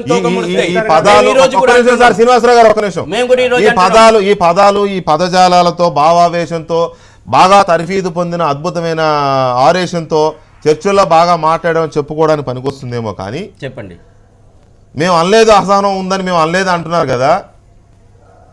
భారతీయులందరి సాంస్కృతిక గుర్తింపు హిందుత్వ. ఇక్కడ నివసిస్తున్న వారందరూ ఆ మహోన్నత సంస్కృతికి వారసులే. మోహన్ భగవత్. అవును, హిందూ జీవన విధానం ఒక మతం కాదు, అంటే ఇది జాతీయ జీవన విధానం. ఇది అసహనం కాదా? చాలా ఇది అసహనం కాదా? ఎందుకు మీరు అసలు వాళ్ళు ఎవరు మేము ఇక్కడ వాళ్ళని కాదన్నట్టు మీరు ఎందుకు మాట్లాడతారు? మీరెవరండి మాట్లాడడానికి? మీరెవరు మాట్లాడడానికి? ఎవరి రైట్ వారికి ఉంటుంది. భారతదేశంలో సుప్రీంకోర్టు ఇది హిందూ మతం కాదు, జాతీయ జీవన విధానం అని చెప్పి అసహనం అంటే ఇక్కడే బయటపడుతుంది. అనవసరంగా మీరే మీ సంస్థలకున్న భావజాలాన్ని తప్పు పెట్టుకుంటున్నారు. నాకు సూటిగా సమాధానం చెప్పండి. ఈ దేశంలో అందరం కూడా ఒకే కుటుంబ సభ్యులం అనే భావన మాట్లాడడం తప్ప?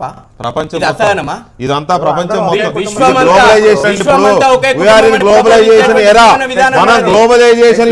మోహన్ భాగవత్ గారి స్టేట్మెంట్ చాలా ఉన్నాయి. ఒకటేంటి మోహన్ భాగవత్ గారి స్టేట్మెంట్ ఉన్నాయి, మరొకసారి ఆయన స్టేట్మెంట్స్ మీరే తప్పట్టారు. ఏమంటారు? దళితుల్ని దేవాలయాల్లోకి ఎందుకు రావట్లేదు? అందరూ ఒకే ఏ చర్చ వేరండి? అన్ని దాంట్లో పార్టీ కదా. మతాలకు అతీతంగా ఒక జీవన విధానం మనది, జాతి జీవన విధానం, ఇది హిందూ జాతి జీవన విధానం అంటే అది తగదు. కులాలను రెచ్చగొట్టేటువంటి ఈ యొక్క శక్తుల యొక్క విధానాన్ని ఒక కుటుంబం భావన నిర్మాణం చేస్తుంది వల్ల.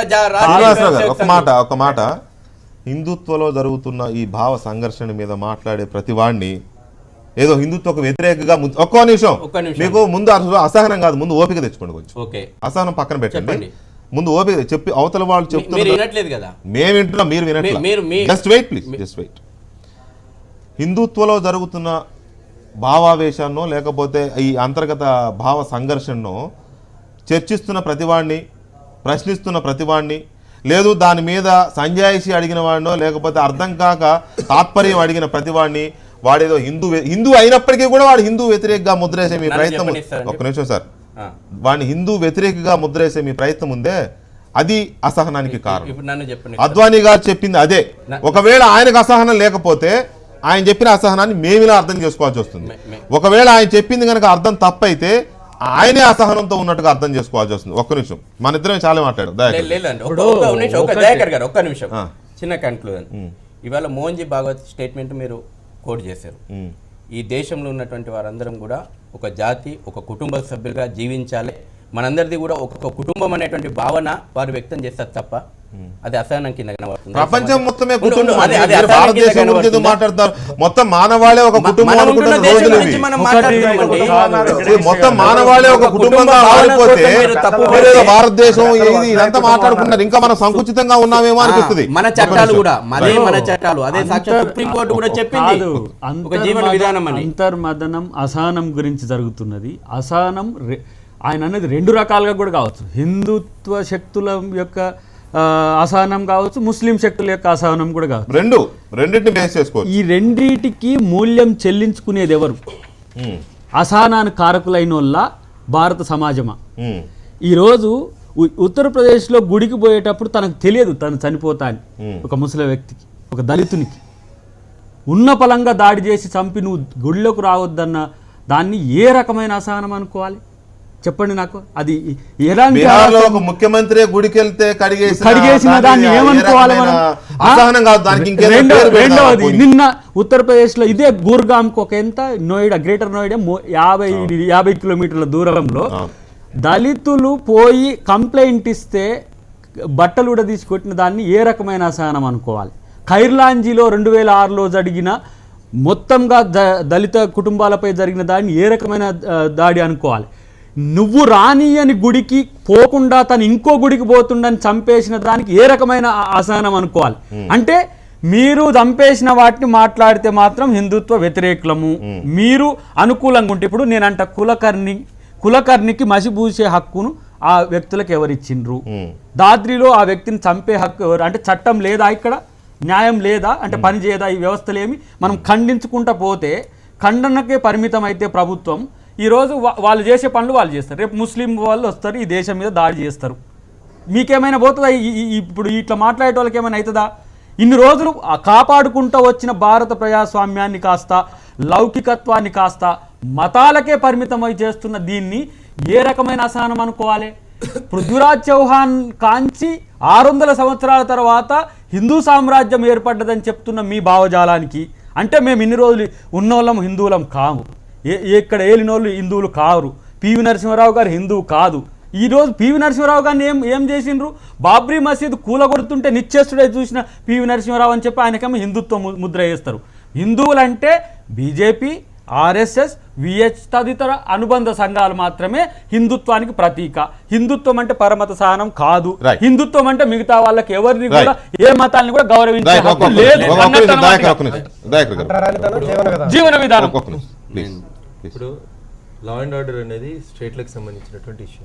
ఇతడు దయాకర్ గమనించాల్సింది వారు చెప్పిన దాద్రి సంఘటన గురించి కానీ, వారు చెప్పినటువంటి ఏదో గుడికి వేస్తే చంపేసినటువంటి సంఘటన కానీ ఏ రాష్ట్రంలో జరిగిన వెంకటకృష్ణ గారు? ఎవరు అధికారంలో ఉన్నారు అక్కడ? అక్కడ జరిగినటువంటి సంఘటనకి భారతీయ జనతా పార్టీకి ఏం సంబంధం ఉంది? విశ్వ హిందూ పరిషత్కి ఏం సంబంధం ఉంది? అక్కడ జరిగినటువంటి దాడిని అరికట్టడం లోపల ఎవరు విఫలమైనరు? కాంగ్రెస్ పార్టీ అధికారంలో ఉన్నప్పుడు పార్లమెంట్ మీద దాడి జరిగింది. దాడి చేసింది ఎవరు? విఫలమైంది ఎవరు? ఆ రోజు మాట్లాడింది ఎవరు? అప్పుడు మోడీ అసహనం అనలేదు. ఒక నిమిషం సార్, ఒక నిమిషం విను. నాకు అంటే హిందుత్వ దాడిని మనం interview my question sir straight. Uttar Pradesh లో ఉన్నటువంటి ప్రభుత్వాన్ని పరిపాలిస్తున్నది ఎవరు? నరేంద్ర మోడీ గారా? భారతీయ జనతా పాల్పడింది ఒక్క నిమిషం. ఘటనలకు పాల్పడింది ఎవరు చెప్పండి? మీరు దాద్రి సంఘటనలో పాల్పడేది ఎవరు? ఎవరు చెప్పండి? బీజేపీ కేంద్ర మంత్రి అనుచరులు, ముజఫర్ నగర్ అల్లర్లలో బాధ్యుడైన బీజేపీ శాసనసభ్యుడు స్వయంగా వారిలో పాల్గొన్నారు. కేంద్ర మంత్రి అనుచరులే పాల్గొన్నారు. ఎఫ్ఐఆర్ లో వచ్చిన పేర్లలో మీరు చెప్పినటువంటి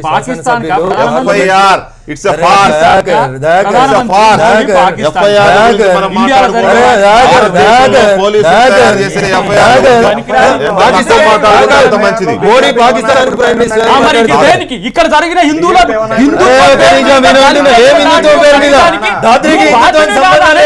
ప్రధానమంత్రి దాద్రికి హిందుత్వానికి సంబంధం లేదని ఉత్తరప్రదేశ్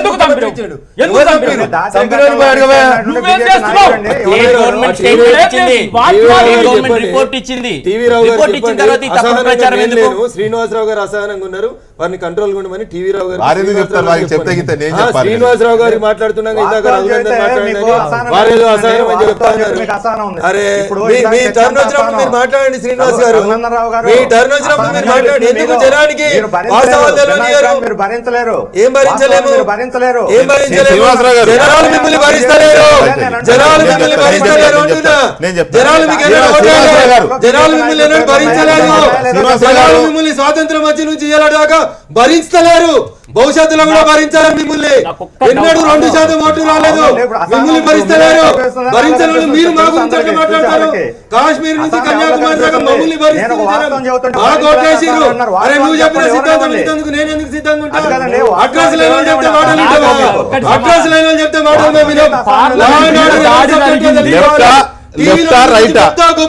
భావ సంఘర్షణ ఇదే ఢిల్లీలో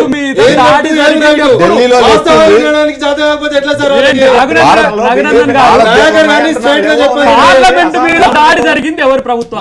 పార్క్ మీద దాడి జరిగింది ఎవరి పార్లమెంట్ మీద దాడి జరిగింది ఎవరి కాలంలో? ఏం చేసిరు? ఎవరి కాలంలో?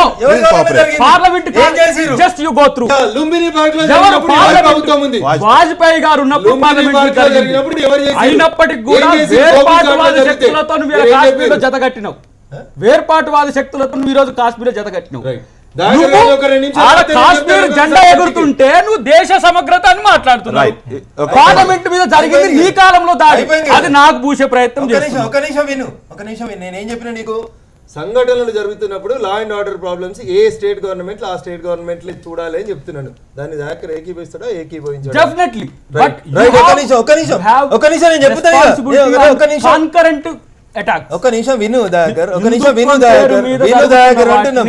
మన ప్రభుత్వంలో హయాలు జరిగేటప్పుడు ప్రధానమంత్రి మరొక ప్రశ్న రేజ్ చేసిండ్రు. ఉత్తరప్రదేశ్ లో భారతీయ జనతా పార్టీ రూలింగ్ లో లేదని నేను వారికి చెప్పదలుచుకున్నాను, వారు వినదలుచుకోలేదు. దాద్రి సంఘటన పట్ల హిందూ ముస్లింల మత ఘర్షణ కాదు అని చెప్పి ఉత్తరప్రదేశ్ ముఖ్యమంత్రి గారు కేంద్రానికి నివేదిక ఇచ్చారు. హోంమంత్రిత్వ శాఖ దగ్గర ఉంది, వెబ్సైట్ లో పెట్టారు. దయాకర్ గారు కోపుకుంటే చూడమనండి, లేదా ప్రింట్ తీసిమంటే ప్రింట్ తీసిస్తాము. మతానికి సంబంధం లేదని ఉత్తరప్రదేశ్ ముఖ్యమంత్రి నివేదిక ఇచ్చిన తర్వాత హిందుత్వ దాడి అని చెప్పి దయాకర్ ఎట్లా చెప్తాడు? గారు ఒక్క నిమిషం, మొత్తం అంతా బాగానే ఉందండి నిజంగా, వీళ్ళు అన్నట్టుగా వారు వీరు అన్నట్టుగా ఎవరి మీద ఎక్కడ అసహనం లేదు. మరి ఈ శుద్ధులు చెప్పేవాళ్ళు ఎందుకు చెప్తున్నారు? రాష్ట్రపతి గారు ఎందుకు చెప్పారు? మొన్న నీతి బోధ ఎందుకు చేశారు? దాన్ని మోడీ గారు కాదు, మనది జీవనాడి, మన జీవనాడే భిన్నత్వంలో ఏకత్వం. ఆ భిన్నత్వం లేకపోతే మన సమాజమే చచ్చిపోతుంది, దాన్ని కాపాడుకోవాల్సిన బాధ్యత ఉంది అని పరోక్షంగా దేన్ని ఉద్దేశించి అన్నారో అందరికీ తెలుసు కదా. దాన్ని నరేంద్ర మోడీ గారు రెండో రోజు ముందు మాట్లాడకపోయినా, దాద్రి అల్లర్ల నేపథ్యంలో ముందు మాట్లాడకపోయినా తెల్లారి నరేంద్ర మోడీ గారు మాట్లాడుతూ రాష్ట్రపతి గారు చెప్పిందని ఎండార్ చేస్తూ మన అందరం కలిసి పేదరికం మీద పోట్లాడదాం, మనం అందరం ఒకళ్ళు కొట్లాడుకోవద్దని చెప్పారు. రాష్ట్రపతి గారి హితబోధ అయిపోయిన వెంటనే మళ్ళీ ఇప్పుడు అద్వానీ గారు వాళ్ళ గురువు గారు, ఎవరికి గురువు గారు?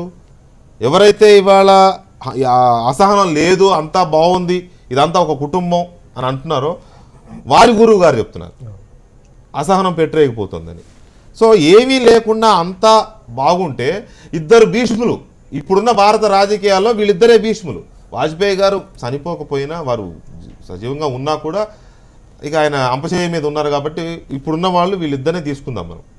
ఇద్దరు భీష్ములు చెబుతున్న ఈ మాటలు ఎవరిని ఉద్దేశించి? పక్కనున్న దేశాలు, పక్కనున్న ఇంకో గ్రహం గురించి మనం మాట్లాడుతున్నారా? ఈ దేశ ప్రజల గురించి, ఈ దేశ ప్రజల మధ్యన వస్తున్న తేడా, అభిప్రాయ భేదాలు, అసహనాలు, సెంటిమెంట్స్, వీటన్నిటికి సంబంధించి కొత్త ఇష్యూ కూడా, ఇంకా భయంకరమైన ఇష్యూ రిజర్వేషన్ సమస్య. రిజర్వేషన్ వద్దని గొడవ చేయటం అనేది కూడా దాన్ని సమర్థించేది బీజేపీలో ఎంపీలు దాన్ని సమర్థిస్తూ మాట్లాడటం. ఇంకా రిజర్వేషన్ ప్రధానమంత్రి గారు ఖండించినా అలాంటిది లేదు మా ప్రభుత్వానికి అన్నా కూడా మాట్లాడేవాళ్ళు మాట్లాడుతూనే ఉన్నారు. అయితే ఆ ఇష్యూ లేపింది ఎవరు అని అంటే వారి భాషలో మోహన్ జీ భాగవత్ గారు. ఆ ఇష్యూ లేపిందే వారు. దాన్ని మనం ఏంటంటే జాతీయ జీవన విధానం కింద మనం చెప్పడం కాదు, భారత రాజ్యాంగం మనకి ఆల్రెడీ చాలా సెక్షన్స్ మనకి మనం ఎలా ఉండాలి అనేది చెప్తా ఉంది. దానిలో విభిన్న సంస్కృతులకు సంబంధించి వాళ్ళు రాజ్యాంగాన్ని రాశారు, దాని ప్రకారం మనం నడవాలి. కానీ కొత్తగా మీ రాజ్యాంగాన్ని తీసుకురావడానికి ఇది సరికాదు. ఇది జాతీయ జీవన విధానం అంటే అంటరానితనం జాతీయ జీవన విధానం అవుతుందా? కులాల్ని తేడాగా చూస్తూ ఊరి చివర పెట్టడం జాతీయ భగవద్గీత మనకి ఆదర్శం అంటాం. ఇప్పుడు భగవద్గీత కాదు, మోహన్ జీ భాగవత్ గారు రిజర్వేషన్లకు వ్యతిరేకమైనటువంటి ఒక తప్పుడు స్టేట్మెంట్ ఇచ్చారు. అది మీరన్నారు. ఇలాంటి మోహన్ జీ భాగవత్ గారే మీరు ఆ రకమైనటువంటి ఉద్దేశం కల్పించేలాగా అన్నారు. రాష్ట్రీయ స్వయం సేవక్ సంఘం మోహన్ జీ భాగవత్ గారు శశిధర్ గారు ఎక్కడ కూడా రిజర్వేషన్లకు వ్యతిరేకం లేదు. ఒక మాట వినండి, ప్రజలు ఉండాలని ఆరోపణ చేశారు. ఈ రోజు మీరు ఆరోపణ చేశారు. రిజర్వేషన్లకు వ్యతిరేకంగా మాట్లాడుతున్నారు. అది తప్పుడు సందేశం పోతుంది ప్రజలకు. రాష్ట్రీయ స్వయం రిజర్వేషన్లకు అనుకూలంగానే ఉంది. అభివృద్ధి ఫలాలను అభివృద్ధి ఫలాలు ఇవ్వండి. కానీ ఒక మాట, మోహన్ భగవత్ గారి విషయంలో నేను అన్నది ఫస్ట్ రిజర్వేషన్ల గురించి మాట్లాడిందే మోహన్ భగవత్ గారు అన్నాను నేను. అవును, ఆయన రిజర్వేషన్ వద్దన్నారు అనలే. మీరు వక్రీకరిస్తున్నారు. మీరు అదే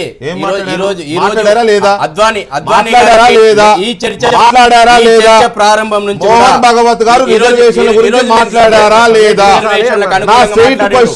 వీరు చెప్పిన రిజర్వేషన్ల గురించి మోహన్ భగవత్ చెప్పిన సందర్భం ఏందండి? దయచేసి శశిధర్ గారు, మనం ఎక్కడెక్కడికో వెళ్లాల్సిన అవసరం లేదు. రిజర్వేషన్ల గురించి మోహన్ భగవత్ గారు మాట్లాడారా లేదా? మాట్లాడారు. రిజర్వేషన్ ఉండాలని చెప్పారు. దాన్ని సమీక్షించాలన్నారా లేదా? వక్రీకరిస్తే కూడా ఏమి వక్రీకరించిందండి? మీడియాకి పని లేదా? మీడియా మిమ్మల్ని వక్రీకరించడానికి మీడియా పని కట్టుకుని కూర్చున్నాయి. అద్వానీ గారు చెప్తున్నానండి, మీడియాకి పని లేదండి. మీరు మాట్లాడే మాట్లాడి యథావిధిగా మీడియా వక్రీకరించినట్టు అద్వానీ గారు స్టేట్మెంట్ మోహన్ భగవత్ గారు ఏమన్నారు? చర్చకు వస్తుందండి. మీరు దయచేసి ఇవాళ అద్వానీ గారు స్టేట్మెంట్ ఇవ్వలేదు, జరిగిన సంఘటన ఖండించలేదు అనుకుందాం. ఇదే ఏం మాట్లాడుతుందండి మీడియా? అనేక సంవత్సరాలు అద్వానీ గారికి అద్వానీ గారి పాజిటివ్ ఎందుకు తీసుకోవద్దని మేము అంటున్నాం. ఆయన ఖండిస్తే దాన్నో చర్చ, ఖండించకపోతే దాంతో చర్చ. మొత్తానికి ఏంది, మీ దృష్టికోణం అంతా కూడా ఇవాళ ఎక్కడో మతపరమైనటువంటి అసహనం. ఇవాళ ఒక్క నిమిషం, అద్వానీ గారి మాటలు- దయాకర్ గారికి కూడా నేను ఒక సూటి ప్రశ్న అండి. పృథ్వీరాజ్ చరిత్ర దగ్గర కూడా లేదండి, పోయిండు. కాదు, కాదు. 1937 నాకు పృథ్వీరాజ్ నుంచి చరిత్ర అవసరం లేదు, 39 వరకు కూడా నాకు ఔరంగజేబు ఈ హిస్టరీ దేశంలో అవసరం లేదు, మొట్టమొదటిసారి మతపరమైనటువంటి లేకపోతే ఎన్నికలు జరిగినప్పుడు బాగమతి ముస్లిం లీగ్ నిజాంల ప్రేమాయణం నాకు ముస్లిం అవసరం లీగ్ లేదండి. కాంగ్రెస్ని అద్వానీ ఆరోపించింది. గారి, మోడీ గారి ఒక్క ప్రేమాయణం నిమిషం చాలు అండి, నాకు. వెంకటకృష్ణ గారు మీరు కూడా వినకపోతే ఎట్లా? ఇదే ముస్లిం లీగు ఆ రోజు కాంగ్రెస్ ను హిందూ రాజ్ చేస్తుందని ఆరోపించింది. మరి ఈ రోజు ముస్లిం లీగ్ పాత్ర ఈ రోజు కాంగ్రెస్ పోషిస్తుందా? ఈ దేశ విభజన కోసము ఈ మతపరమైనటువంటి రిజర్వేషన్ ఉండకూడదు, వందే మాత్రం ఈ దేశానికి జాతీయ గీతం ఉండాలి, త్రివర్ణ పతాకం ఉండాలంటే 37వ సంవత్సరంలో ముస్లిం లీగు ఆ రోజు కాంగ్రెస్ ను వ్యతిరేకించింది, హిందూ రాజ్యం చేస్తుందని చెప్పింది. ఈ రోజు ముస్లిం లీగ్ పాత్ర కాంగ్రెస్ పోషిస్తూ ఉంది. ఇవాళ సాఫ్రన్ ఏది అయిపోతుంది అంటున్నారు. ఎక్కడైపోతుందంటే ఒక జాతీయ జీవన విధానం గురించి మాట్లాడడం తప్ప ఈ దేశం లోపల అందరూ ఒక కలిసికట్టుగా ఒక కుటుంబ భావనతో ఉండాలంటే అది అసహనం. అది విడిపోవాలనా ఎక్కడిదెక్కడ కులాల పేరు మీద మతాల పేరు మీద విడిపోయి ఈ రోజు అసహనంతో ఉండాలా? శశిధర్ గారు, నాకు తెలిసి ఇక్కడ ఉన్న వాళ్ళందరి గురించి మీకు తెలుసు కదా, మీరేంటి బొట్టు పెట్టినారు కాబట్టి సహజంగానే హిందూ, వారేంటి హిందూ, వీరేంటి కాదంటలేదు కదా. మరి ఇంకా జీవన విధానం గురించి ఎవరికి చెప్తారండి మీరు? అభిప్రాయం లేదా? చెప్పే అభిప్రాయం మీరు చెప్పదలుచుకుంది ఏంటి? ఒక్కటి, బలవంతంగా రుద్దదలుచుకున్నారా మీరు?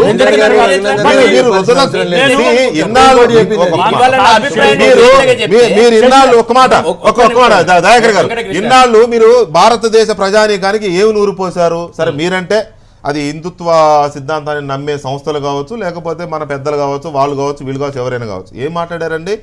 భగవద్గీతే మనకి నాడి, మనం దాన్నే ఫాలో అవ్వాలి, భగవద్గీత మీద ప్రమాణం చేసి అంతా నిజమే చెప్తాను. ఒక్క నిమిషం, సినిమాల్లో వడ్డాందామా మేము ఇది చేశాం కదా, ఏం మాట్లాడుతున్నారు మీరు? ఇప్పుడు కొత్తగా కమిటీ వేస్తున్నారు ఇంకో గ్రంథాన్ని ఇప్పటికి ఏం మాట్లాడుతున్నారు మీరు?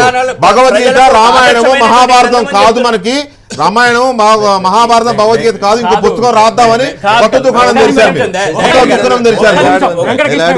వెంకటకృష్ణ గారు, మీ చర్చల పుణ్యమా అని మేము హిందూ వ్యతిరేకమైనాం సార్. ప్లీజ్, గత కొంతకాలంగా నిన్న ఒక మిత్రుడు ఫోన్ చేసిండు, అన్న నువ్వు హిందూత్వానికి వ్యతిరేకంగా ఎందుకు మాట్లాడుతున్నావా అన్న అన్నాడు. అంటే నేను హిందుత్వానికి ఎక్కడ వ్యతిరేకం అంటే నీ భావజాలం అంతా హిందూ మూర్ఖత్వం అంటున్నావేందన్నా నువ్వు, ఇదేం పద్ధతి అన్నా అన్నాడు.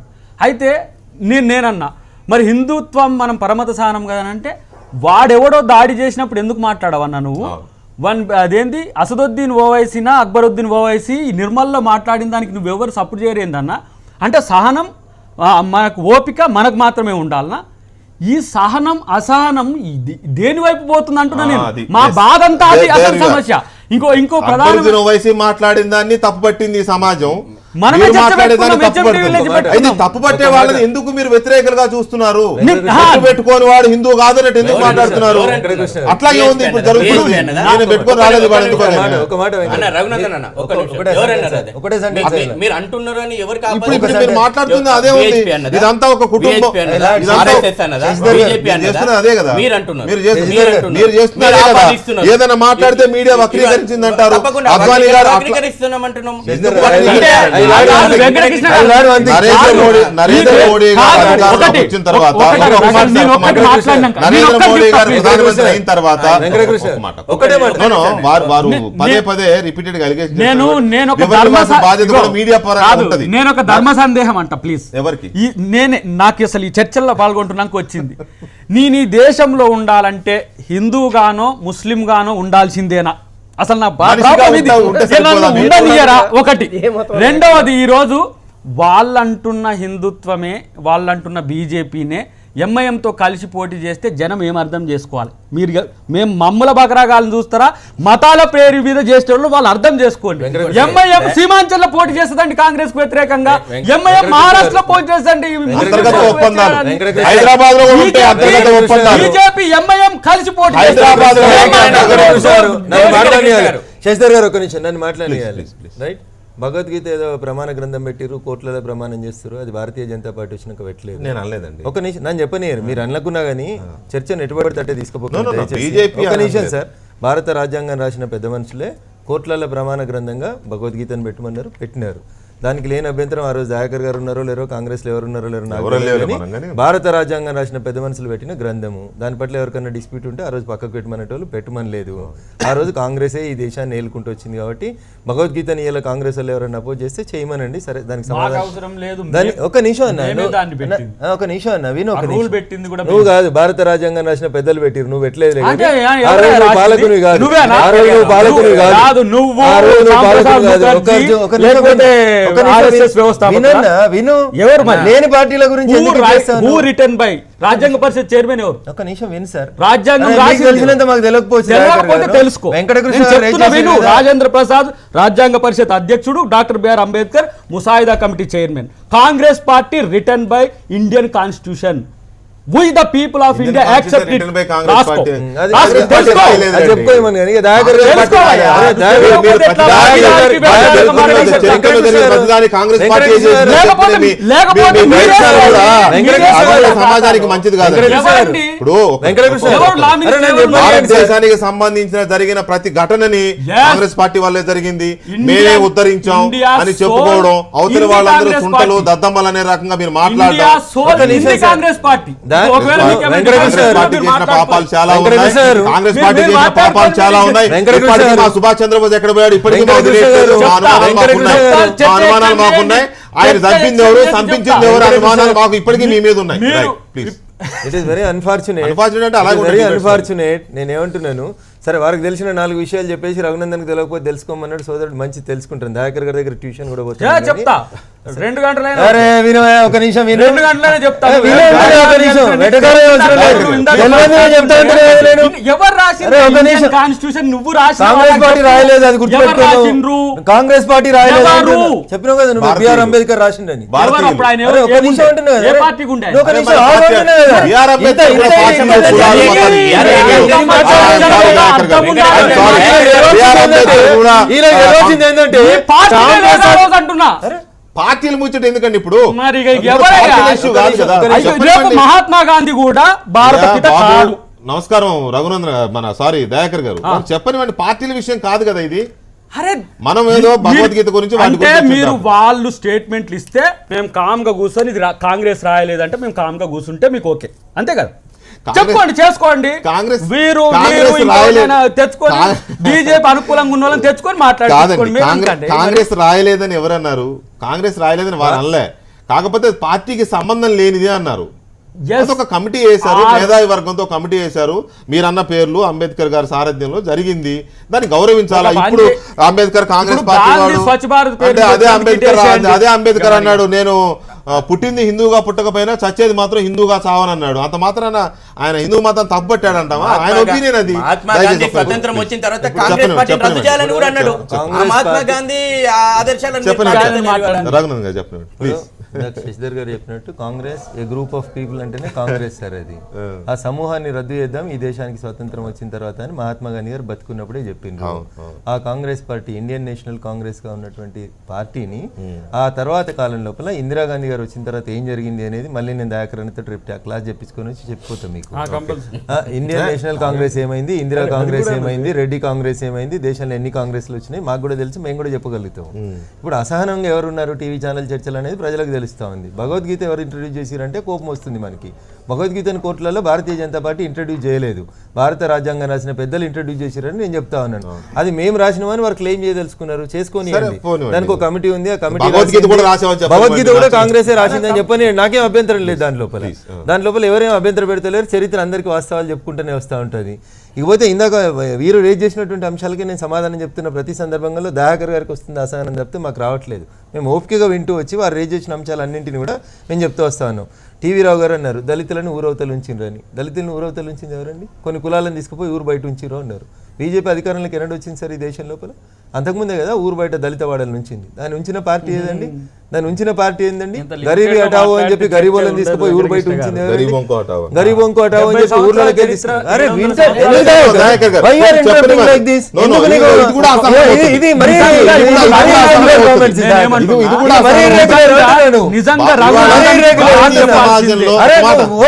నిజంగా తను మాట్లాడిన తర్వాత నాకు అవకాశం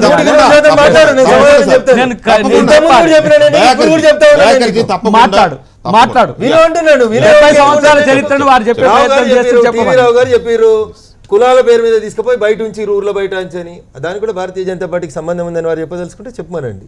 ఈ దేశానికి స్వతంత్రం వచ్చినాక ఎంతకాలం ఎవరు పాటించారు, పరిపాలించారు, బయట తరతరాలుగా కుటుంబాలను ఎవరు ఉంచారు అనే దాని మీద మాట్లాడండి. వాస్తవంగా లేని దానికి తీసుకొచ్చి భారతీయ జనతా పార్టీకి సంబంధం అనేది అంటగట్టొద్దు.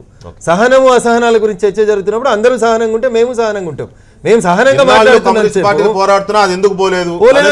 మాట్లాడుకుందాం వెంకటకృష్ణ గారు. నేను అందుకనే వారు రెండు సందర్భాలుగా వాళ్ళు రేజ్ చేసారు. సమీక్షించాలి అనేటువంటి పదం మోహన్ భగవత్ గారు మాట్లాడినటువంటి మాట వాస్తవం. సమీక్షించాలని అంబేద్కర్ గారే చెప్పిండ్రు. 10 సంవత్సరాల తర్వాత ఈ కులాల స్థితిగతులని రిజర్వేషన్లని సమీక్షించాల్సిన అవసరం ఉంది అని చెప్పి డాక్టర్ బాబాసాహెబ్ అంబేద్కర్ గారే రాజ్యాంగంలో రాసిండ్రు. నేను చెప్పినటువంటి ఈ రిజర్వేషన్స్ ఫలితాలు నిజంగా కులాలకు అందుతున్నాయా లేవా అనేది సమీక్షించాలి అని చెప్పిండ్రు వారు. దాన్నే మోహన్ భగవత్ గారు రిపీటెడ్ గా మొన్న ఒక సందర్భం లోపల మాట్లాడిండ్రు. కానీ వారు ఎక్కడ కూడా దానికి రిజర్వేషన్స్ కి మేము వ్యతిరేకం తీసేయమని చెప్పలేదు. సాక్షాత్తు ఈ దేశ ప్రధాని గారు ఆ విషయంలో చాలా స్పష్టంగా చెప్పిండ్రు. భారతీయ జనతా పార్టీ ఉన్నప్పుడు ఇట్లాంటి బదనాములు ప్రచారాలు జరుగుతూ ఉన్నాయి, రిజర్వేషన్ల ప్రక్రియను తొలగించడానికి మేము సిద్ధంగా లేము అని వారు చాలా స్పష్టంగా క్లారిఫికేషన్ ఇచ్చిర్రు.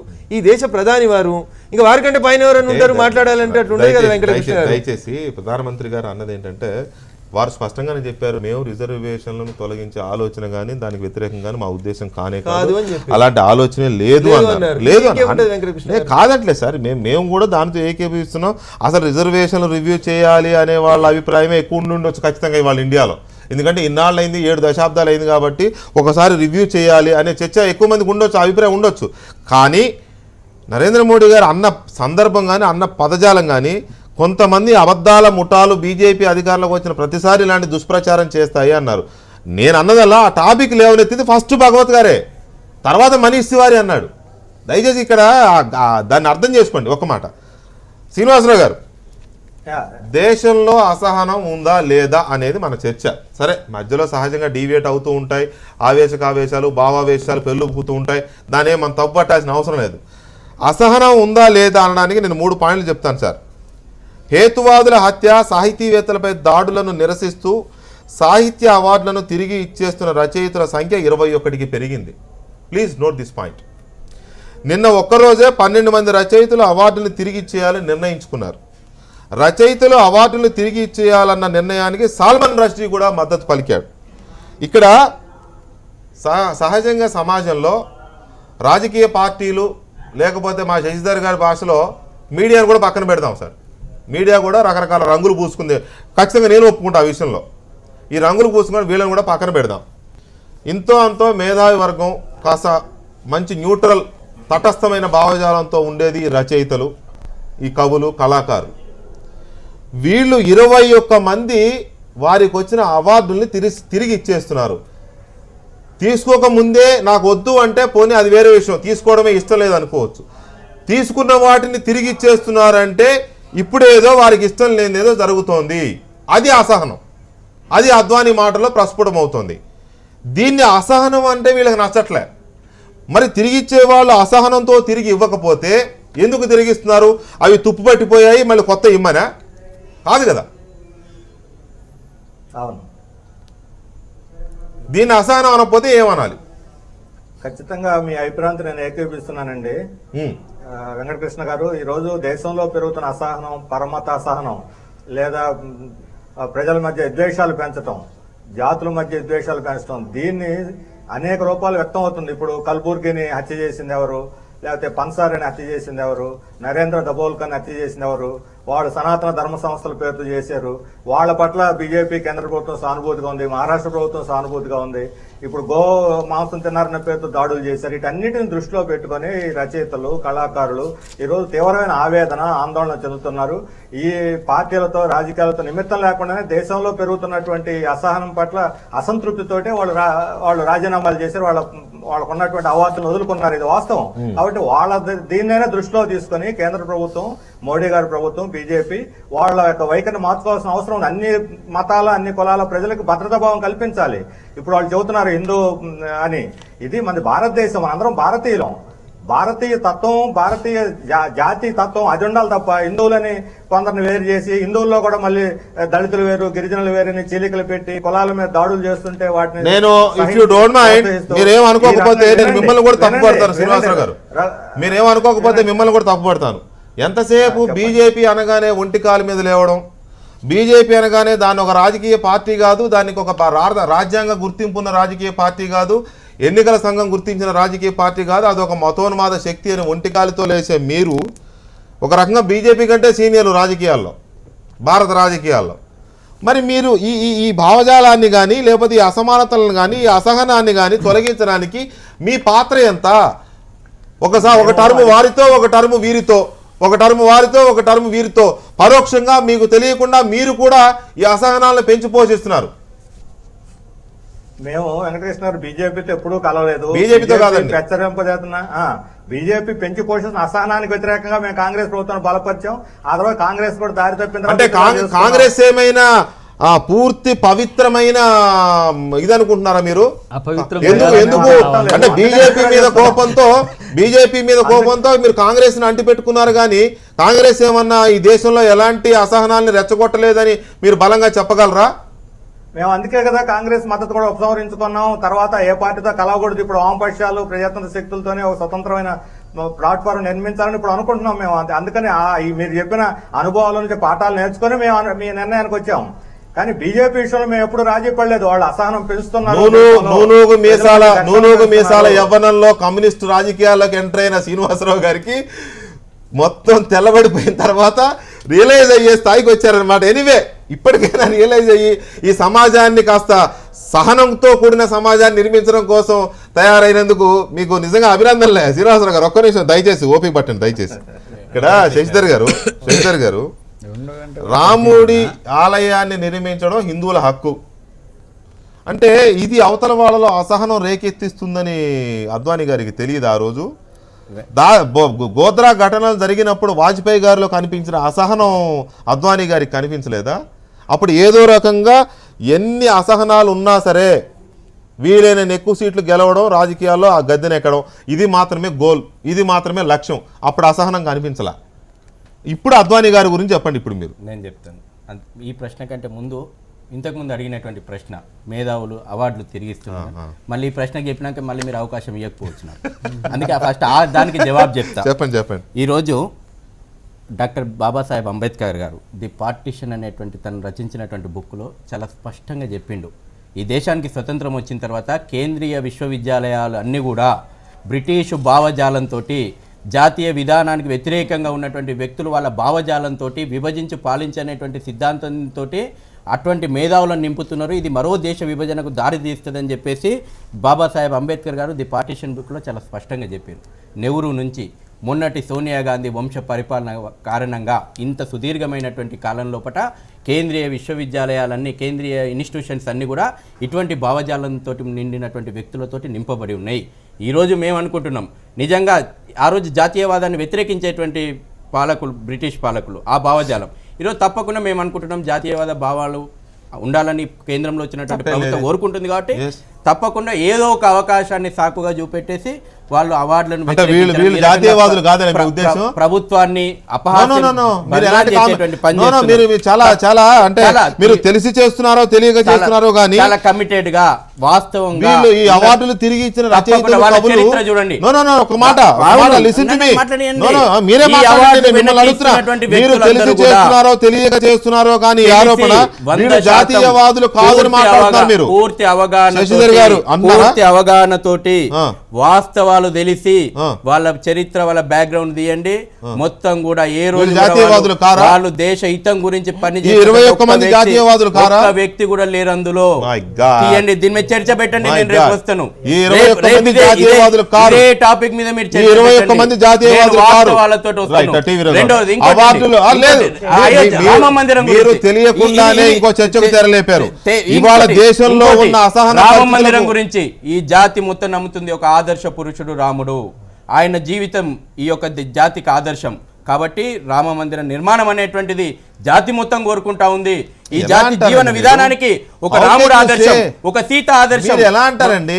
ఏ విధంగా ఈ జాతి మొత్తం ఈ రాముడిని రోజు ఆదర్శం ఇది ఒక పురుషులను జీవన విధానం కోరుకుంటుందని మీరు ఎలా అనుకుంటున్నాం. మనం అంటారండి? మతం, మీరు మతం అందరూ అనేటువంటి రామ భక్తులే సంకుచితంగా లేరండి, కృష్ణ భక్తులు వెంకటకృష్ణ ఉన్నారు, గారు, వెంకటేశ్వర స్వామి భక్తులు ఉన్నారు. అందరూ కూడా రాముడు అందరూ గారు కూడా మీరు ఈరోజు ఎలా అంటారు? మీరు జీవితం- చెప్పింది వేదమా ఇది ఒక ఇక్కడ? జీవన విధానం అవునా? అని- మీరు చెప్పింది ఏమన్నా నేను వేదమా? వేదమంటలేను, జీవన నేను విధానం. కృష్ణ భక్తుడిని. ఇది మతం మీరు కాదు. నన్ను రామ ఒక్క భక్తుడు నిమిషం అనడానికి. అండి, మీరు వినండి. Who are you?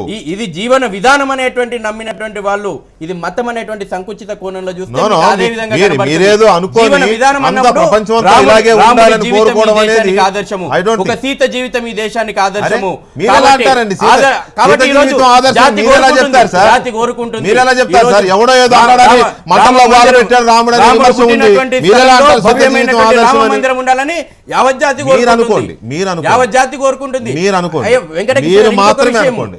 అక్కడ మీరు మాత్రమే అనుకోండి. అక్కడ కోర్టు రాముడు వివాదంలో ఆదర్శ ఉన్నటువంటి ఇతర దయచేసి మతస్థులు కూడా రాముడు ఆ ఆదర్శ యొక్క రామ పురుషుడు, జన్మభూమిలో రాముడు ఆదర్శ పురుషుడు, అట్లాగే రామ మందిరం ఈ దేశానికి అవసరం అని మీరు మాత్రమే అనుకోండి.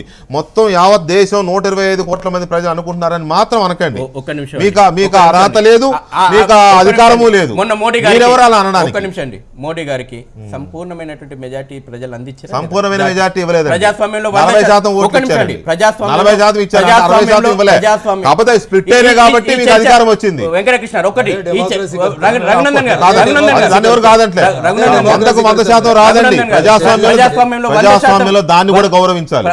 మనకు రాని ఓట్లను గౌరవించడం ప్రజాస్వామ్యం. ప్రజాస్వామ్యంలో మెజార్టీ అభిప్రాయానికి విలువ ఇవ్వాలి. అందుకే కదా మీరు ఇవాళ ప్రధానమంత్రిగా ఈరోజు అయ్యారు. మోడీ ప్రభుత్వం అండి ఈ దేశంలో భవ్యమైనటువంటి రామ మందిరం నిర్మాణం చేస్తారని ఆలోచన చేస్తే సంపూర్ణమైనటువంటి మెజార్టీ ఇచ్చారు.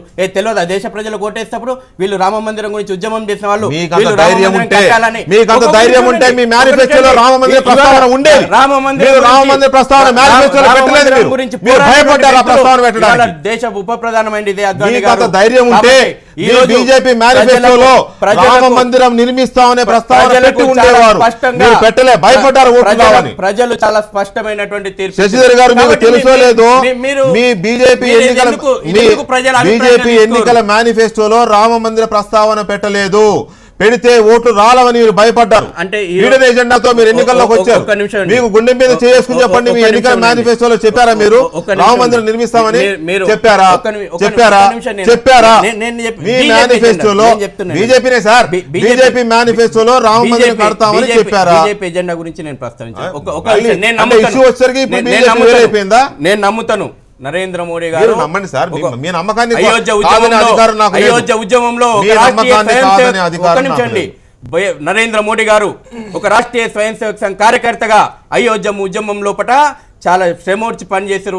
దేశంలో రాముడి గుడి కావాలని పనిచేశారు. అటువంటి వ్యక్తి ప్రధానమంత్రి కావాలని మేము కోరుకున్నాం. కోరుకోలేదు, అందుకే జనమంతో ప్రధానమంత్రి కోరుకోబట్టి అయ్యాడు. అందుకే కోరుకోబట్టి అవ్వడు కదా. నేను అడిగింది ఎప్పుడో, నేను అడిగినప్పుడు ఏముండే, నువ్వు ఇచ్చినప్పుడు ఏముండే. సరే, ఏదైనా ఇష్యూ అసహనం మీదనే వెళ్తుంది కదా.